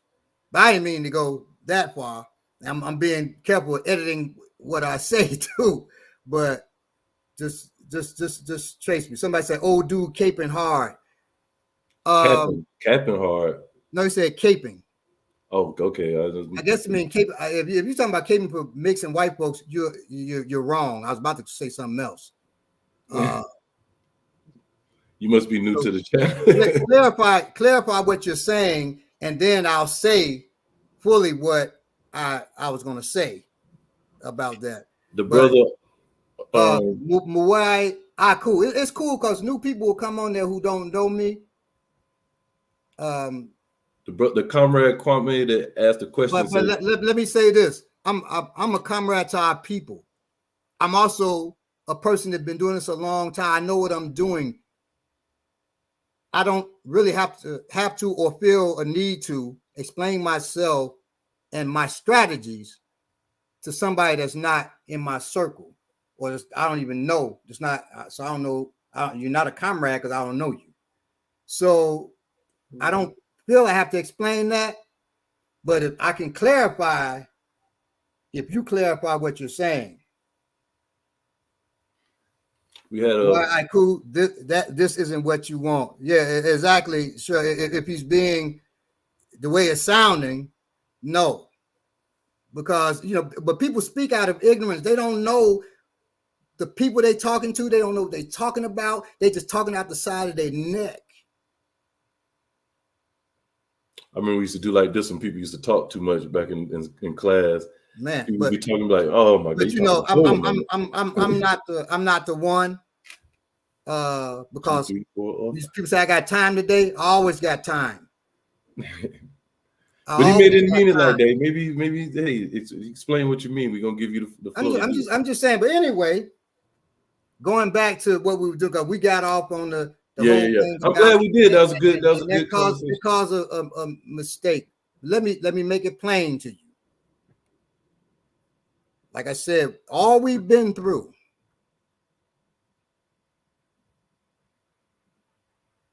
My feelings are my feelings. They ain't got nothing to do with me as a general on the battlefield. And those that are sergeants, captains, privates on the battlefield, they have their assignment. I got mine. They have their level of understanding. I have mine. But when it comes down to it, I got Black folks back physically, spiritually, mentally. Anybody who knows me should know that. And if they don't know that, they ain't been watching. That's all I say on that. Not all skin folks is kin folks, exactly. And I think both of y'all are not saying mutually exclusive stuff. No, we're not. No, we're not. It wasn't an argument. If something is said, I want clarity, and they want clarity. And even after this, we'll talk where I can really talk. Right, we'll be talking. And not get us snatched off the air. Right, this ain't just voice concern. We have these conversations in real life, not just for y'all and just for TV. Like, these are conversations that we have. So this is good for. I love this stuff. Anyway, right. So that's why we got spiritual backing. Yes, exactly, Big Till. Physical and spiritual backing all day long. We can't do either. We can't do anything without both. We have to have both. Physical and spiritual backing. Okay. But y'all are right. We shouldn't be worrying about the what ifs of white folks in the movement and focus on our people. Yes. This brother said earlier that he's actually mixed, but he was raised by his Haitian father and his Haitian, I think, father or grandfather and a Latino woman. So he doesn't have any contact with his other side like that. He wasn't really raised by them. So that's why he has the kind of mindset that he has. So we appreciate you, Comrade Kwame, for tuning in and chatting with us. Yes. Now, if we really dig in and work together, we don't need to think that way. Yeah, just always be careful. So remember, the brain doesn't know the difference between fantasy and reality. Okay, the brain doesn't know the difference. So try your best to speak truth to others. So you're not pulling them into a false reality. Especially if you got a bad memory like me, you got to tell the truth, because people come back and be like, you said so-and-so. Be like, what? You don't even remember that you lied. That's why. If you like me. All right, where we at now? Are we talking about the Vernon philosophy of Black media, or are we still? Okay, yeah, we can go to that. The Vernon philosophy of Black media. I wish Dr. Ball was on here today. Jared was on here. We didn't do number 3, Baba. We did. I know. Oh, we kind of went into it, but yeah, we kind of went into it. We kind of put all three questions together. How is it positive? Is it negative? And how they affect us? Right. We talked about the mind, and he basically went into that. Okay. Yeah, Vernon philosophy is good. Can you read it to us, please? You want to read that? Yes, the Vernon philosophy of Black media avoidance, VPBMA, formed by Dr. Jared Ball, states, given the ideological and political function media play, none more significantly than here in the United States today, the VPBMA argues that Black people, any oppressed group, must refuse acceptance of any and all pop cultural or symbolically positive depictions. It goes on to say that any seemingly redeemable content either isn't really or exists only to further confuse, weaken, or diminish the capacity for critical, radical, and countervailing thought. So the question is, what are our thoughts on this philosophy? So I will say my thoughts on it, unless you want to go. No, you go ahead. So I will say I agree with this to a point. And first of all, I think it's right. I think anytime you see us on TV, most of the time, well, not anytime, but most of the time, it's like we talked about this off camera. It's like you can't have a black hero. It was this movie that I saw with what's the guy? The guy he's British. Idris Elba has this. It comes Idris from Elba. Idris Elba. Excuse me. So he it's this movie he had where it takes from a fictitious character, a book I think that you told me about. And it's a good movie, but he don't really have any power until the white boy give it to him, basically. And the white boy to give him this power in the movie ain't even in the book. You know what I'm talking about? This was about 3 years ago. This is some character he played where it had a no, that was no, it wasn't you're not talking about this Western that was just done. No, not the Western. This was back. This is like 2-3 years ago. He played some character, and there was a little white boy in it that made him realize what he was supposed to do. Oh, you're talking about the movie. It was by Stephen King originally. Dark Tower. Yes. Dark Tower. Mm-hmm. Yeah. Now, in the book, that white boy don't exist. Right. But to put it in motion picture, they needed some type of white hero to bring him. Catalyst. Yeah. And so the thing about it is, if you don't realize what they're doing, then yes, I would go by this and prescribe to it, because it's going to just always happen. But when you understand and you're to a certain point where you're watching shows and movies for different reasons, you know what I'm saying? And sometimes it's just for the enjoyment of the action. Sometimes it's just for me, I'm looking at how they tell a story because I'm in the story writing and movies and making movies and stuff. And definitely the comedy, I'm into how they deliver the punchlines and a lot of different things. So because you could be watching a movie or a television show for different elements, and because you've already have your politics finite in your mind, you know what's what, so they can't really fool you, then I think it's okay that you watching what you want to watch for different reasons. But when minds are just forming, like I said, for my daughter, I shielded everything her early years, and I wouldn't have let her watch certain things that's going to put us in a secondhand light. And so I definitely understand what what the Vernon philosophy, Black Media of Avoidance, is trying to say, and I understand, and I can agree with it for the most part. I would say basically I agree with it for the most part. Also, it reminded me of a discussion that ended up happening. Well, I guess it wasn't really a discussion, but it was a situation that happened with a post that I made on Facebook, which is about a very popular Black sitcom that's on right now. That I had watched it and I started to enjoy it because it's really funny. And, for comedy, it was satisfying me. So I made a little post about it, and other people were kind of co-signing it. But one sister who is, more revolutionary came on and was like, no, they are depicting Black. There are, certain people in the show are kind of maybe not necessarily clownish, though that's the way that she put it, but they definitely were kind of foils for the, certain parts of the comedy. And she just thought that the show was garbage based on that.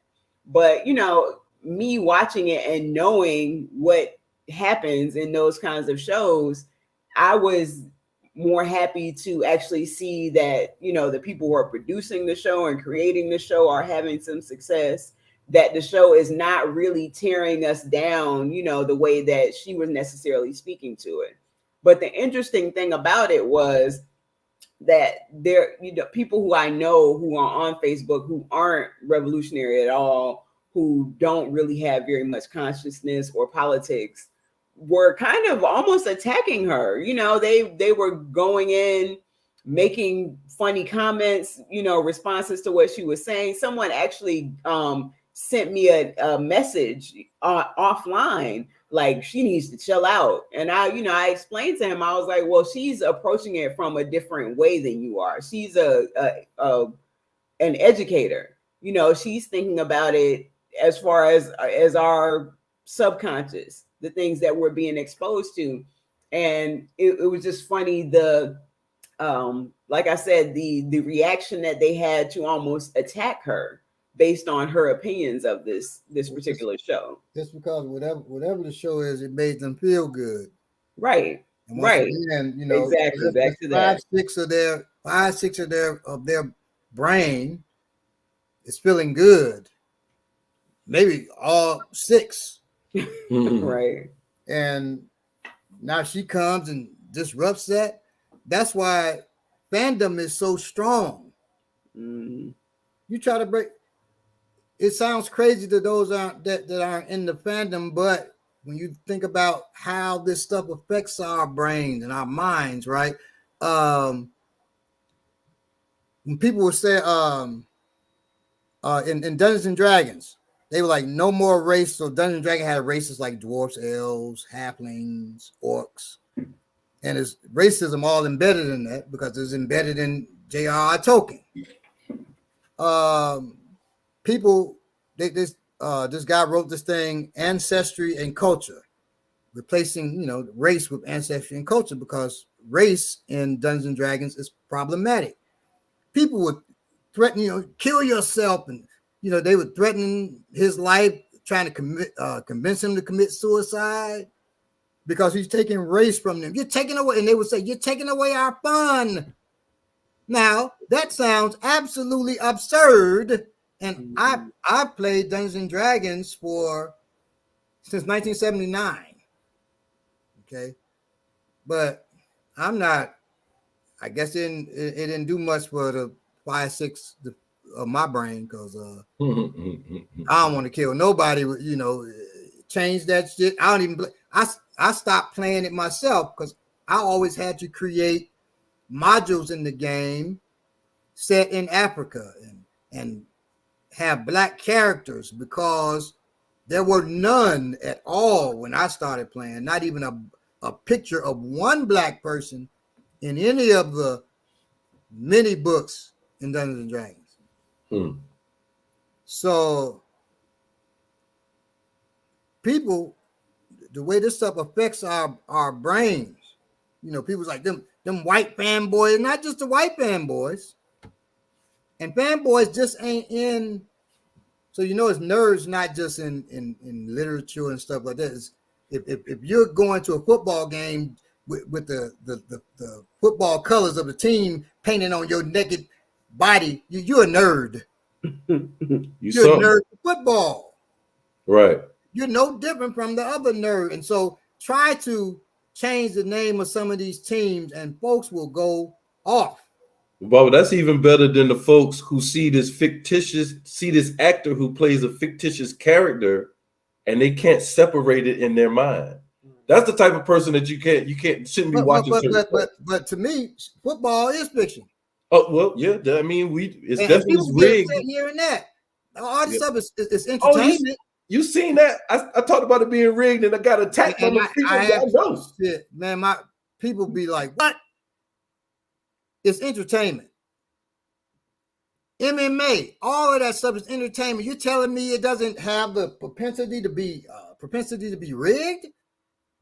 Yeah. Of course it does. If you want to know, as far as MMA, have you ever seen a fight in the street that just clean? I punch, you punch. I punch, you punch. I punch, you punch. I move off, and I hit. It's clean as hell. Fighting ain't clean. Nobody is punched at the same time, hit each other's fists. Right. Nothing like that. Hey, on them lower, when you go to them lower shows, not mixed MMA or UFC, but when you go to the bare knuckle fist, you'll see them punch each other, knock each other out. Because knuckles. You see them pooping on themselves in the ring. That's the real going but on. It's just pristine as hell in UFC. Right.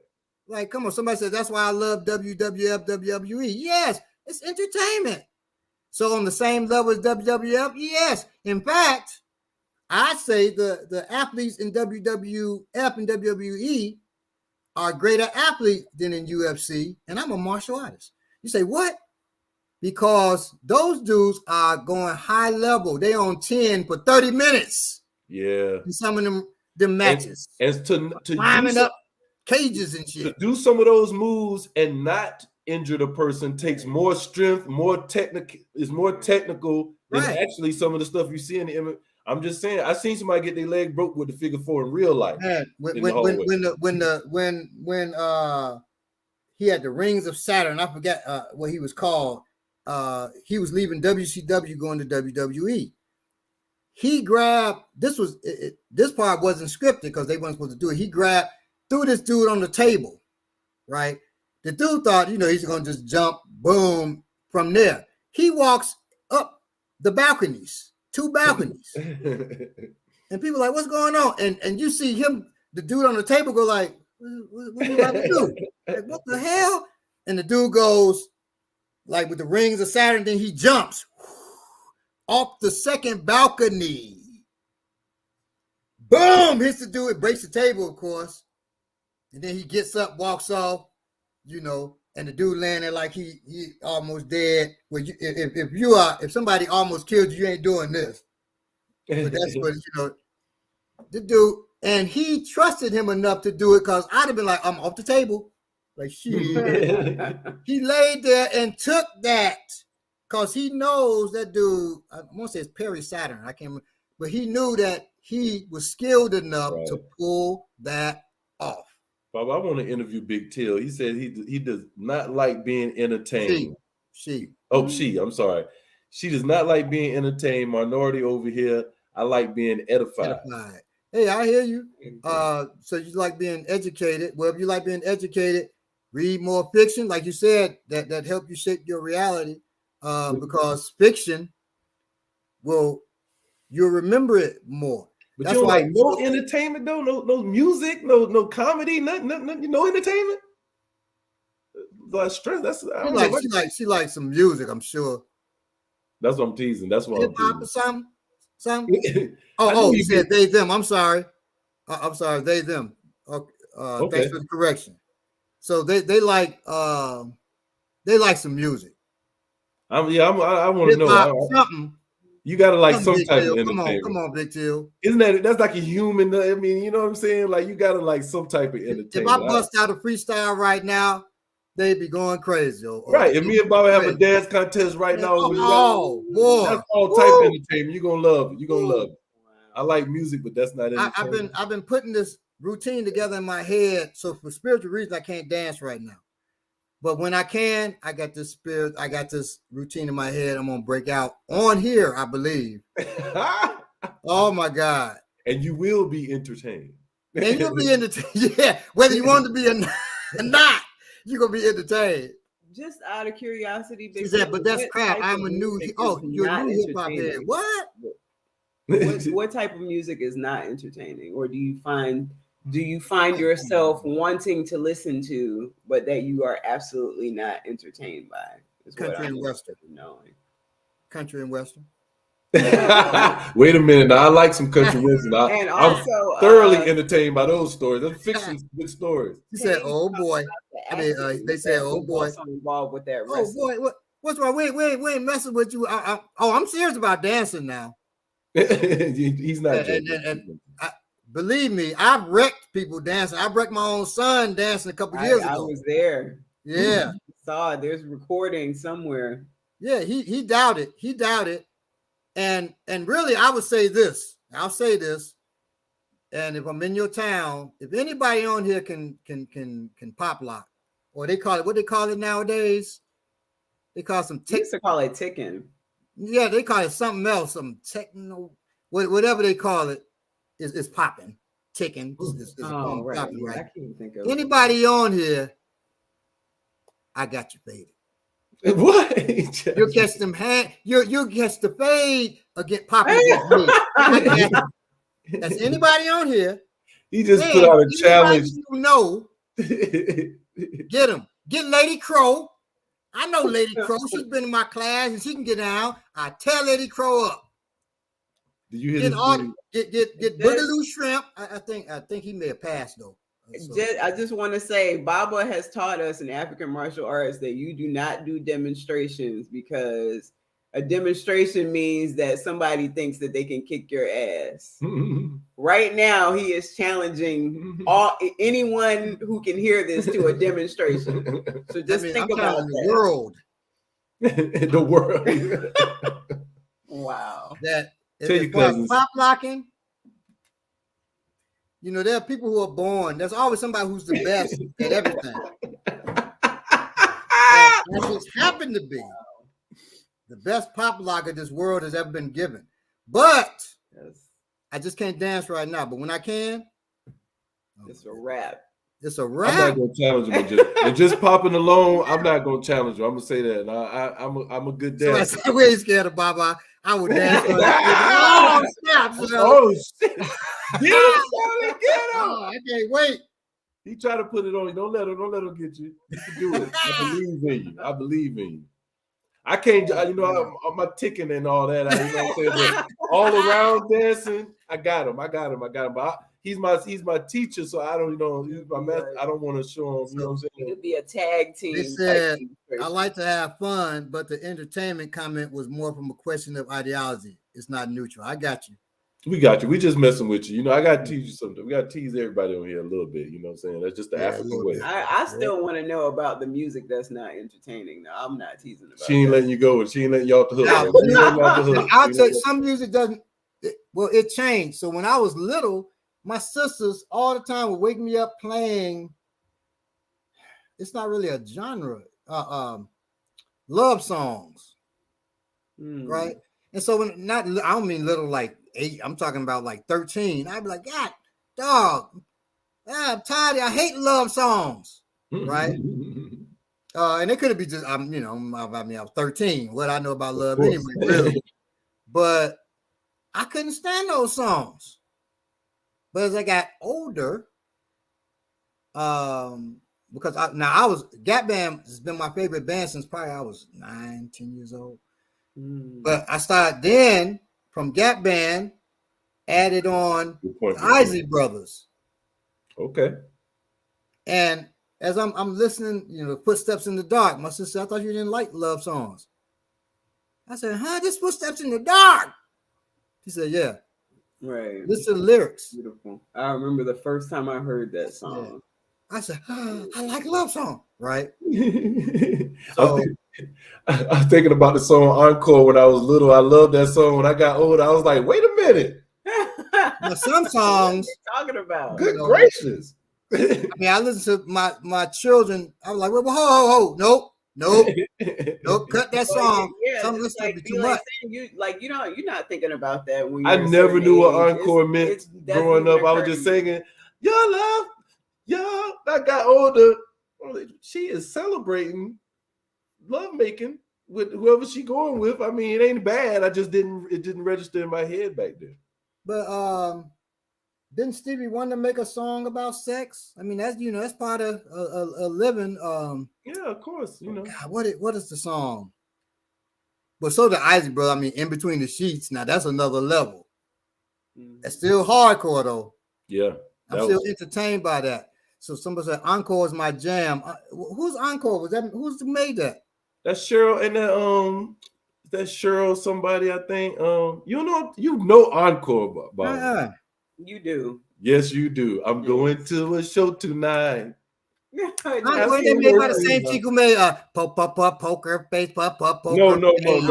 No, sir. Lady Gaga. I'm gonna look it up. No, this is old. Lady Gaga has some hot stuff now. I didn't know Earth, Wind, and Fire's Reasons is about a one night stand. Oh, Cheryl Lynn. Someone said Cheryl Lynn. Oh, okay, yeah. Oh, okay. I didn't know that. I did not know what they was talking about back then. Now, I didn't know Reasons was about a one night stand. Yes, absolutely. Do you like Pina Coladas? That's another great song. Is this I didn't know this about. Rising, I don't want we way off topic now that Bob was saying that. We are way off topic. So anyway, wow, it's actually not off topic. It's not. Right. You're right. It's not. Because we're talking about entertainment, right? We're talking about entertainment, right? Recreation and the revolutionary, recreation and the warrior, right? Now we didn't add music in that, but that's important, and that shapes and molds the way we think too. I talked about that, Bob, a little bit while you was hooking up your battery, about the fact that we have to be careful because it's one of the only things that you can't block out your mind. If you hear it, you can't block it out. It can enter your subconscious without your permission. That's why, okay, if you watch a movie, watch an action scene with no talking, you know, and turn the sound off, it will not affect you the same way if you got the score behind that. The heartstrings they pull on it, all that makes a big difference. Yes. I remember having a conversation with a screenwriter from Nollywood. We did a film together that I wrote and directed, right? And starred in it. He says to me, Reynolds War, if you want to know what it is, and you can get it at the gas station near you. In that, and in Reynolds War, this guy, his son is murdered. And he thinks by a gang. And he's investigating whether this gang killed his son, and finds out, of course, it's the police. So you can't escape when I started writing it, I wasn't planning to write that, but it just came out. Okay. But in that, the producer, Namso, who put his money and equipment behind it to get it made, he says, it doesn't need a score, Balogun. Balogun. It doesn't need a score. I said, the hell it doesn't? Yes, it does. It's because Kunle, one of my students, was working on the score. He said, it doesn't need that. We're just going to put it out. I said, without a score? No. He said, well, I paid for it. I produced it. I said, yeah, but I created it. Know nothing about film. No, it ain't happening. It ain't happening.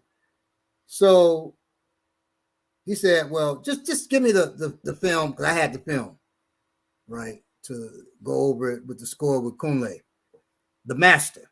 He said, just give it back to me, and, you know, I'll hold him. So I said, he ain't going to hold him, so he's gonna put it out there, so I'm keeping it. I gangstered the master. He was pissed.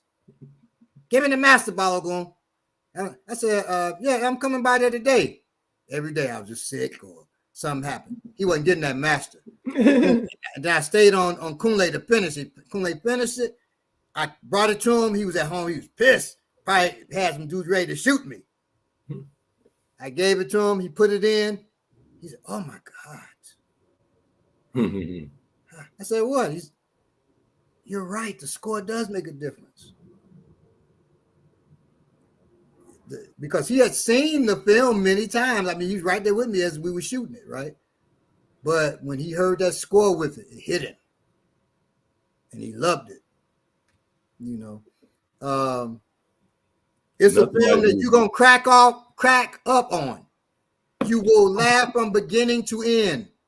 And I didn't write it as a comedy.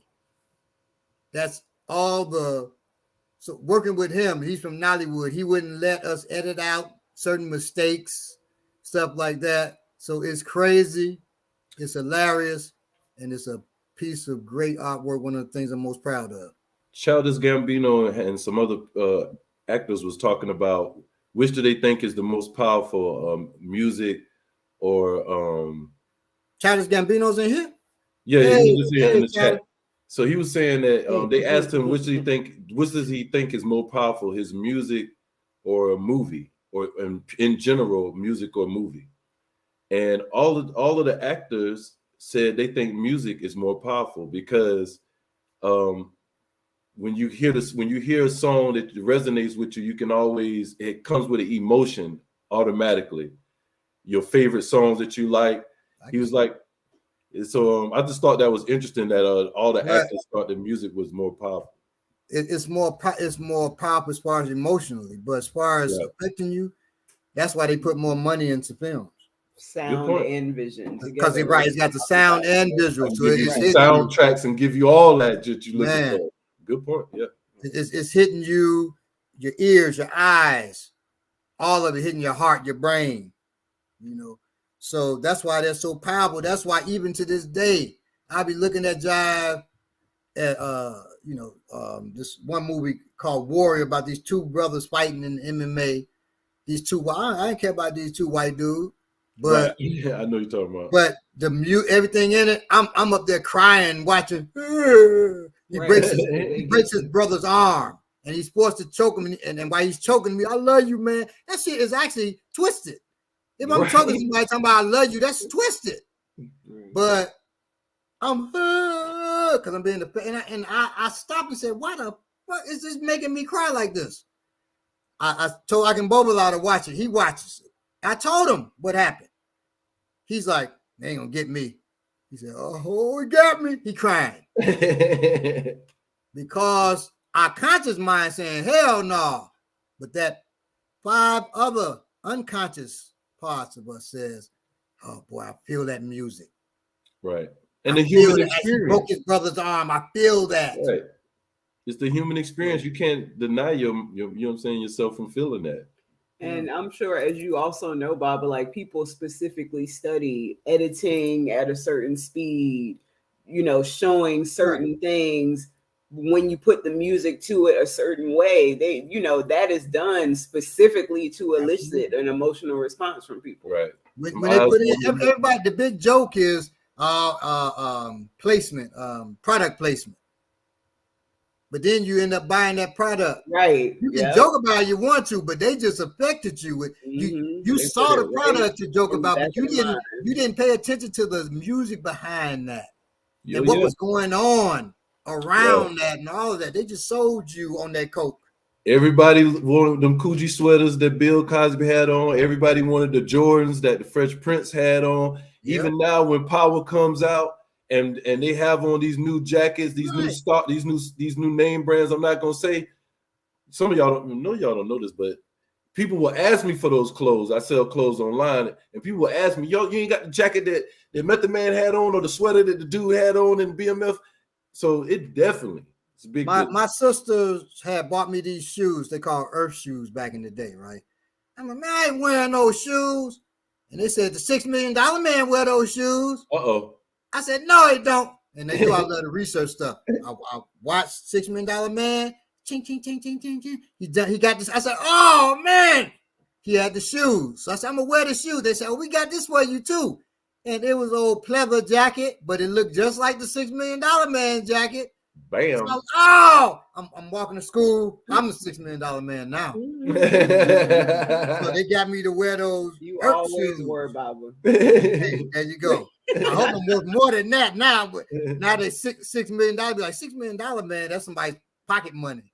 Yeah, that's $600 million. $6 Million Man wouldn't even buy you a damn toe. You can get toe nowadays. For $6 million. Let's go to the recommendations for folks because it's already 3. But yeah, digging deeper into that politics tripped me up. Word big influence. The product label, another issue. I love System of a Down back in the high school. Wow. But bad gender politics. Yep. And you weren't off topic, real quick. What's his name? Prester John. Prester John, you wasn't off topic. You did come in late, but we were talking about dancing. But we were moving in a circle. We back over here now. Yeah, no, we were talking about the god of dance himself. All right. So, all right. Recommendations for y'all. What recommendations y'all have? So I can take the easy way out and say all of Baba's. Oh no, don't do that. Don't do me like that. I got to be honest, man. He won't do this. So I'm gonna say, look, he has an extensive library of fictional books with great characters, great storylines, from the Reaper to even some that borderline. You don't even know if it's fictitious or not. You might have to contact them on social media. Is this real? You know, when you get into Malik and different things of that nature. So I would say go on his page, go on his IG page, look at the list that he has of books. But on another note, when we talk about what warriors should read, watch, and listen, I'm not a big proponent of all news, news channels, but I will say we should be informed of what's going on in the world. And I would say independent news is probably the way to go. a radio station that's not corporately, that's not backed by corporate. Black Power Media. There you go. Although this ain't fiction though. Exactly. Well, see, it didn't state if it had to be fiction. What example? Yeah, it's recommendations of fiction. Okay. So yeah, so I'll definitely say Bible books, and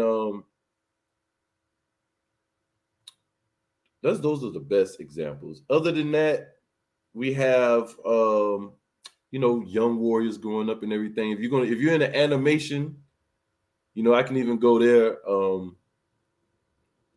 I think it's a lot of animation that are good for wars that deal with strategy and loss. I'm going to go to Attack on Titans because that's what I'm currently watching. But Attack on Titans deals with loss, military strategy, decision making, and things like that. So there's some animation that you can watch too. And that warning, that's horrific if you haven't seen it. It is horrific. It definitely it's definitely war like going on there. It's going on. But so that's for me, that's pretty much it. I don't Now somebody said the legendary #1 headband, of course, that's from Afro Samurai, which is another great anime. Definitely a great anime. I've watched that. Yes, it is, Melanin Rich name. It's a dress.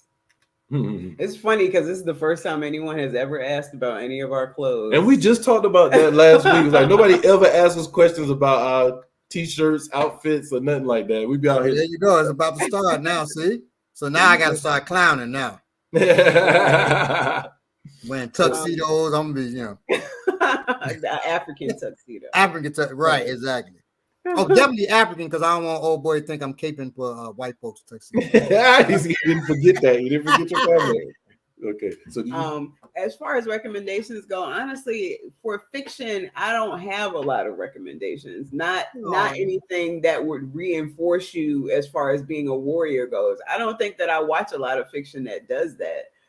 I would recommend that you fortify your mindset before you go off and watch the things that are out there. I don't know a lot of fiction that all Jason Bourne is crazy. Jason Bourne, watch that Bourne Identity. No, I'm just kidding. The type of warriors that we're trying to be. But as far as the recommendations I do have, they're mostly for children, like some of the things that Belay talked about, the things that I showed my son, which were the Nazi stories, things like Kirikou. I forgot about Kirikou. I found Kirikou looking for Nazi stories because I remember being on YouTube. Like, I couldn't remember anything that was black from when I was young. I didn't even remember Fat Albert. I just was like, what can I show him? What can he watch? And I remembered Anansi, and then through that I found Kirikou. If none of you have seen, is Kirikou. Right, Kirikou. It's great. And there's 3 different movies. And it's about a young African who saves his village. I mean, he was born able to speak and talk. I mean, speak and walk. And he walked into the world himself, and he immediately knew how to help his people. That is something that our children need to see. Very interesting. I love spy films. So, showing people move and everything. You like spy films? I don't know if you like to read spy, but we got the book Spy Funk coming out. Ngolo's already out. The book, the comic and the games. So the novel, comic, and the games. You can get Ngolo by yours truly, Balogun Ojetade and Milton Davis. Since you like spy stuff, and we'll be bringing out more in that. So in TV series coming soon. I won't even give the title out yet, but I have one for you. Me and Bob are working on it. Yep, that too. In Spy Funk. I wrote a very interesting story about this agency that is behind the shadows, protecting Black people from oppression and white supremacy. So check it out, Spy Funk, when that comes out. Oh, I'm sorry. My last thing, Tinga Tinga for children also. If you have young children, Tinga Tinga is great. How's that spelled? Oh, Tinga, Tinga. Yeah, that is another. I forgot about that too. My I ain't daughter's know nothing 16. about that one.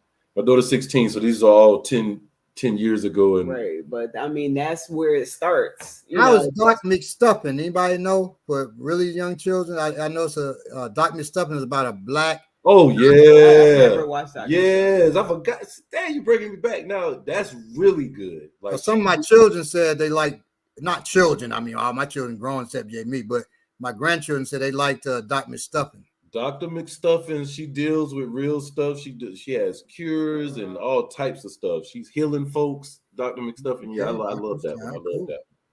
All right, now my recommendations for books. We're talking fiction now. V for Vendetta graphic novel.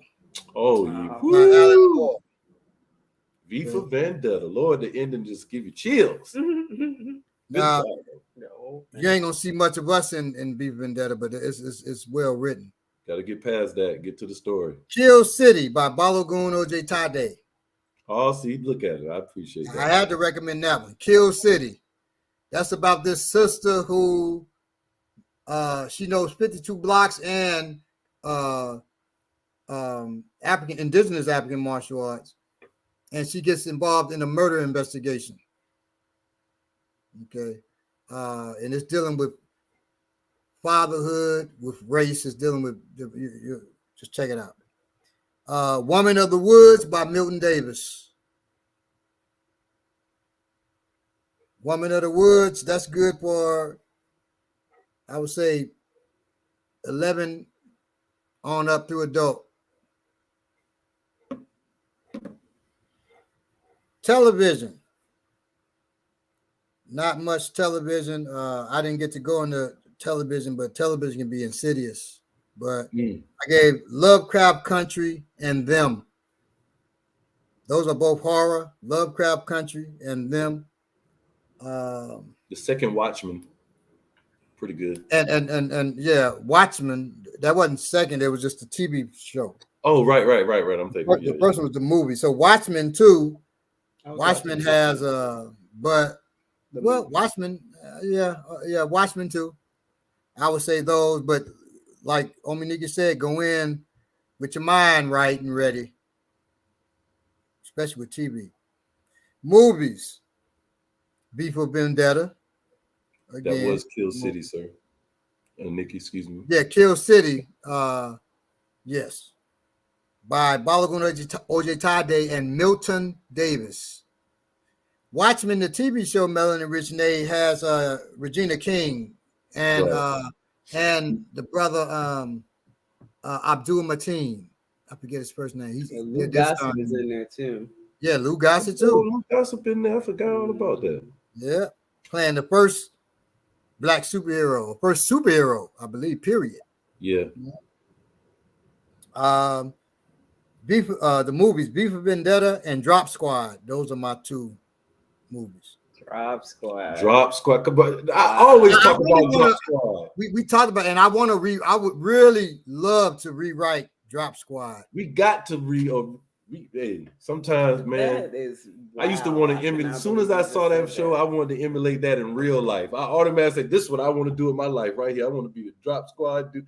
Like that'll make a good game too. But anyway, that's All right. So then games on that games. All right, games. I've got 5 of those. 4 of those happen to be mine. I'm doing like it ain't that many games like that. I forgot about games. I always say Monopoly is one. The first game I'm doing I'm talking about is Comrades. Comrades, yes. Okay. It's exactly what you think it is. It's about comrades getting together to form a revolution and bring down the oppressors. I didn't create that one. That's Comrades. It's Powered by the Apocalypse game, PBTA game. Okay. Comrades. It's about comrades forming together, a team to to bring down white supremacy. Well, the oppressor, because it's written by a white man, and he made it historical where it takes place in Russia, but it can during the Bolshevik Revolution, but it can take place anytime. It's up to the people playing it, they can make it, tweak it a little bit, and it can be modern day, it can be whatever. Okay. Next is Grandma's Hand. That's by me. Grandma's Hand is shortlisted for Science Fiction Writers of America award. I didn't even know. Let you know how much I'd be into those awards and stuff. But Milton Davis called me and said, you shortlisted for a Science Fiction Writers award? I said, huh? Wow. What?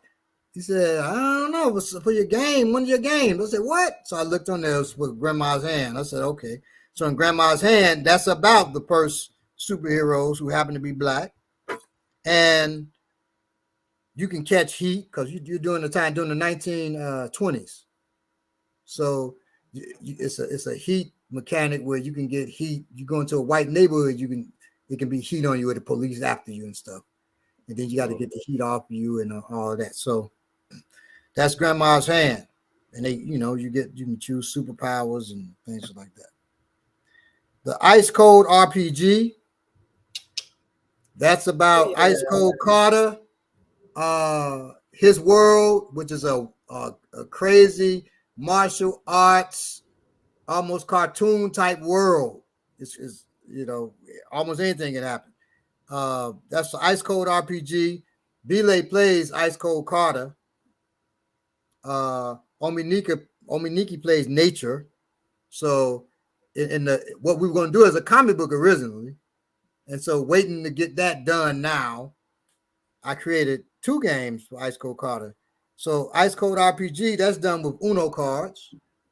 And then the Ice Cold RPG Dice Fu, that's using 6-sided dice, regular ubiquitous 6-sided dice. Okay. And then 5th is University of Dope. That's a card game about hip-hop history.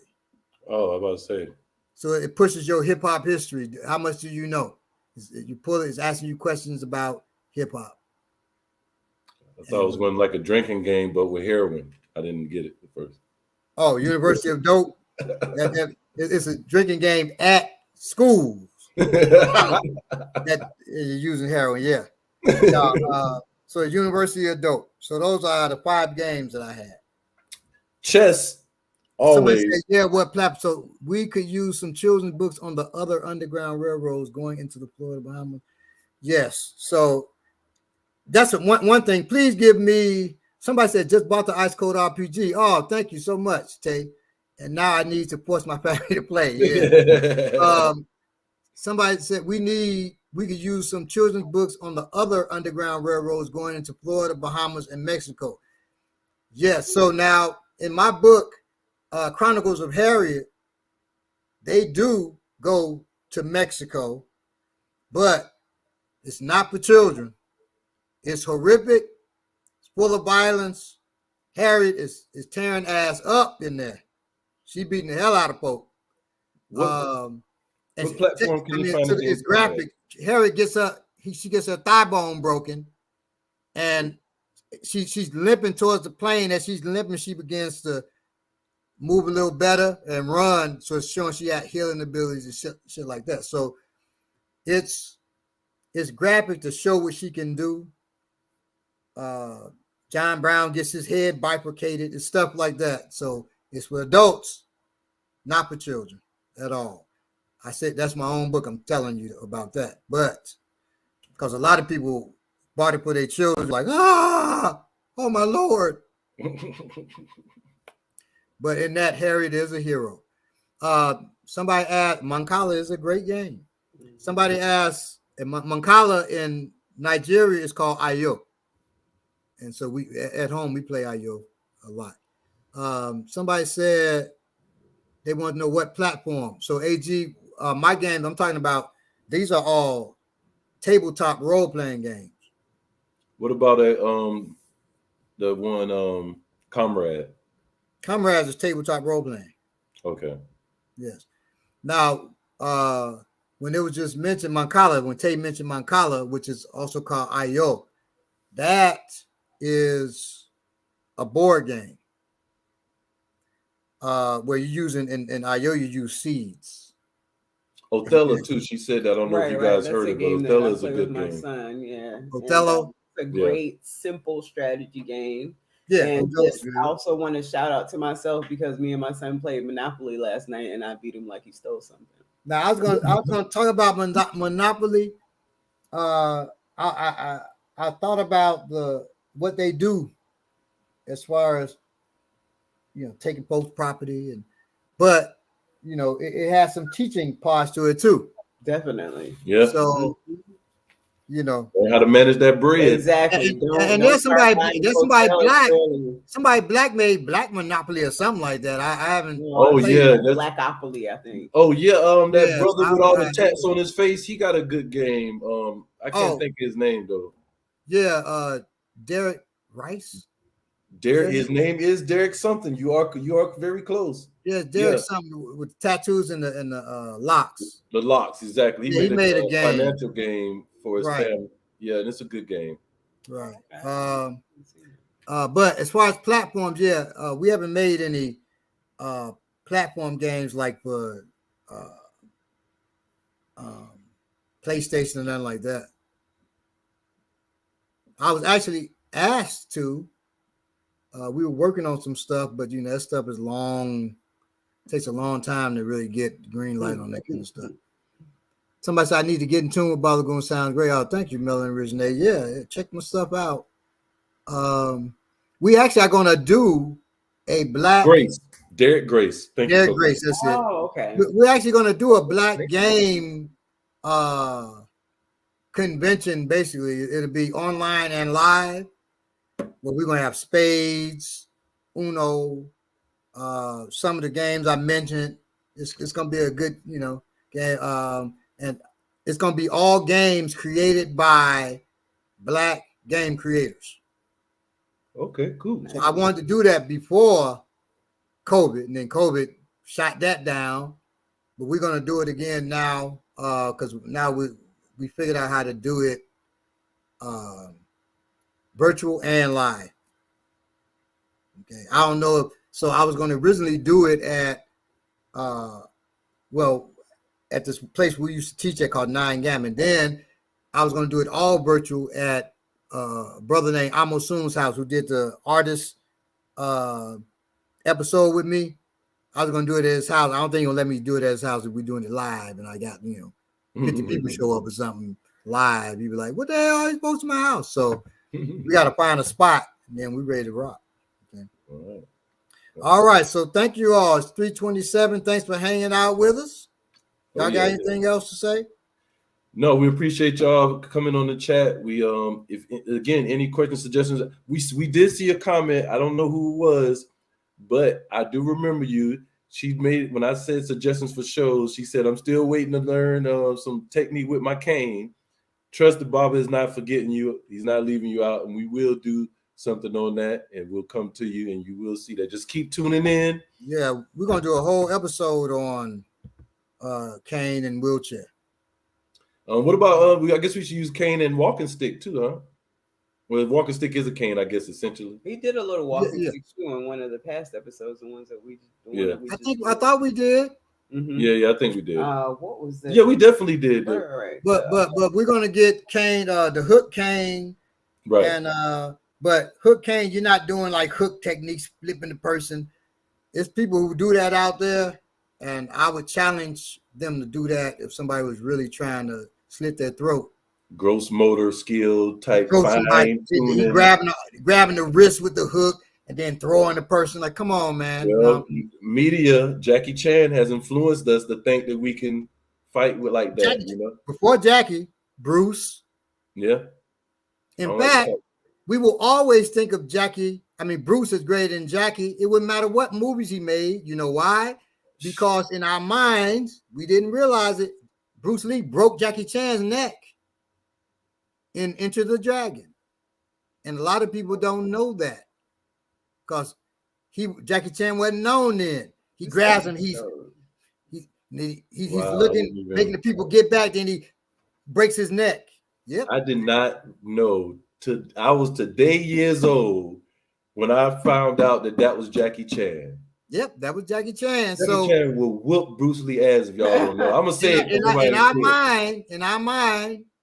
in our mind, we like, yeah, whoop Jackie. I used to bodyguard Jackie Chan. In the back of my mind, I said, man, Bruce will whoop his ass. No, I wasn't like that. But because Bruce was long gone at that point. But yeah.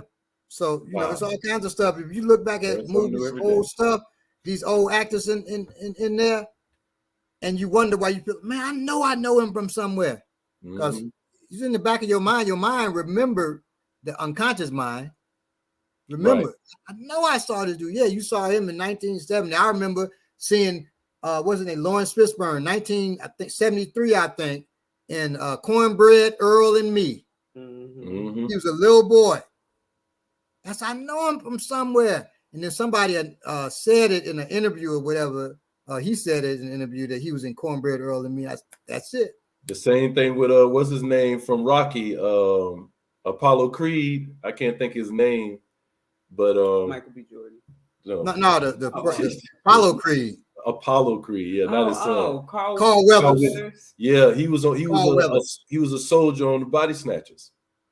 Oh, right. Yeah, sure was. He was a soldier in there. Well, you know, he had a bigger role in. He was also in Close Encounters of the Third Kind. That's what it was. Yeah. Not Body Snatchers. Close Encounters of the Third Kind. He was one of them MPs or something. Anyway, I just want to say, episode 32. That's the one where we do sticks for self-defense, and there is a little walking stick in there. So until we get to the proper cane episode, if you want to check that one out, there is some techniques in there that you definitely may be able use. to practice and use. And that's right. It's cornbread. Yes, Shaky Baby. Exactly. All right. Thank you all so much. Interacting with y'all. Excuse me, Baba. Very much so. Enjoy the rest of your weekend. Make sure to tune in to Sundays tomorrow with the Ear Doctor. Monday, make sure you check out I Mix What I Like. Tuesday, Wednesday, and Thursday, the Remix Morning Show. And on Thursday, we'll be on the Remix Morning Show.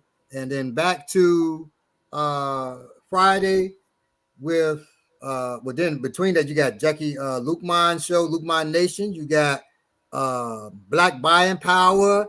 You got Black Myths Podcast. On Fire with what's the name? I can't think of her name right now. But isn't her show on there too? Oh no, Burn It Down with Kim Brown's not. She's in Remix Morning Show, but she has her own show, Burn It Down with Kim Brown. Okay.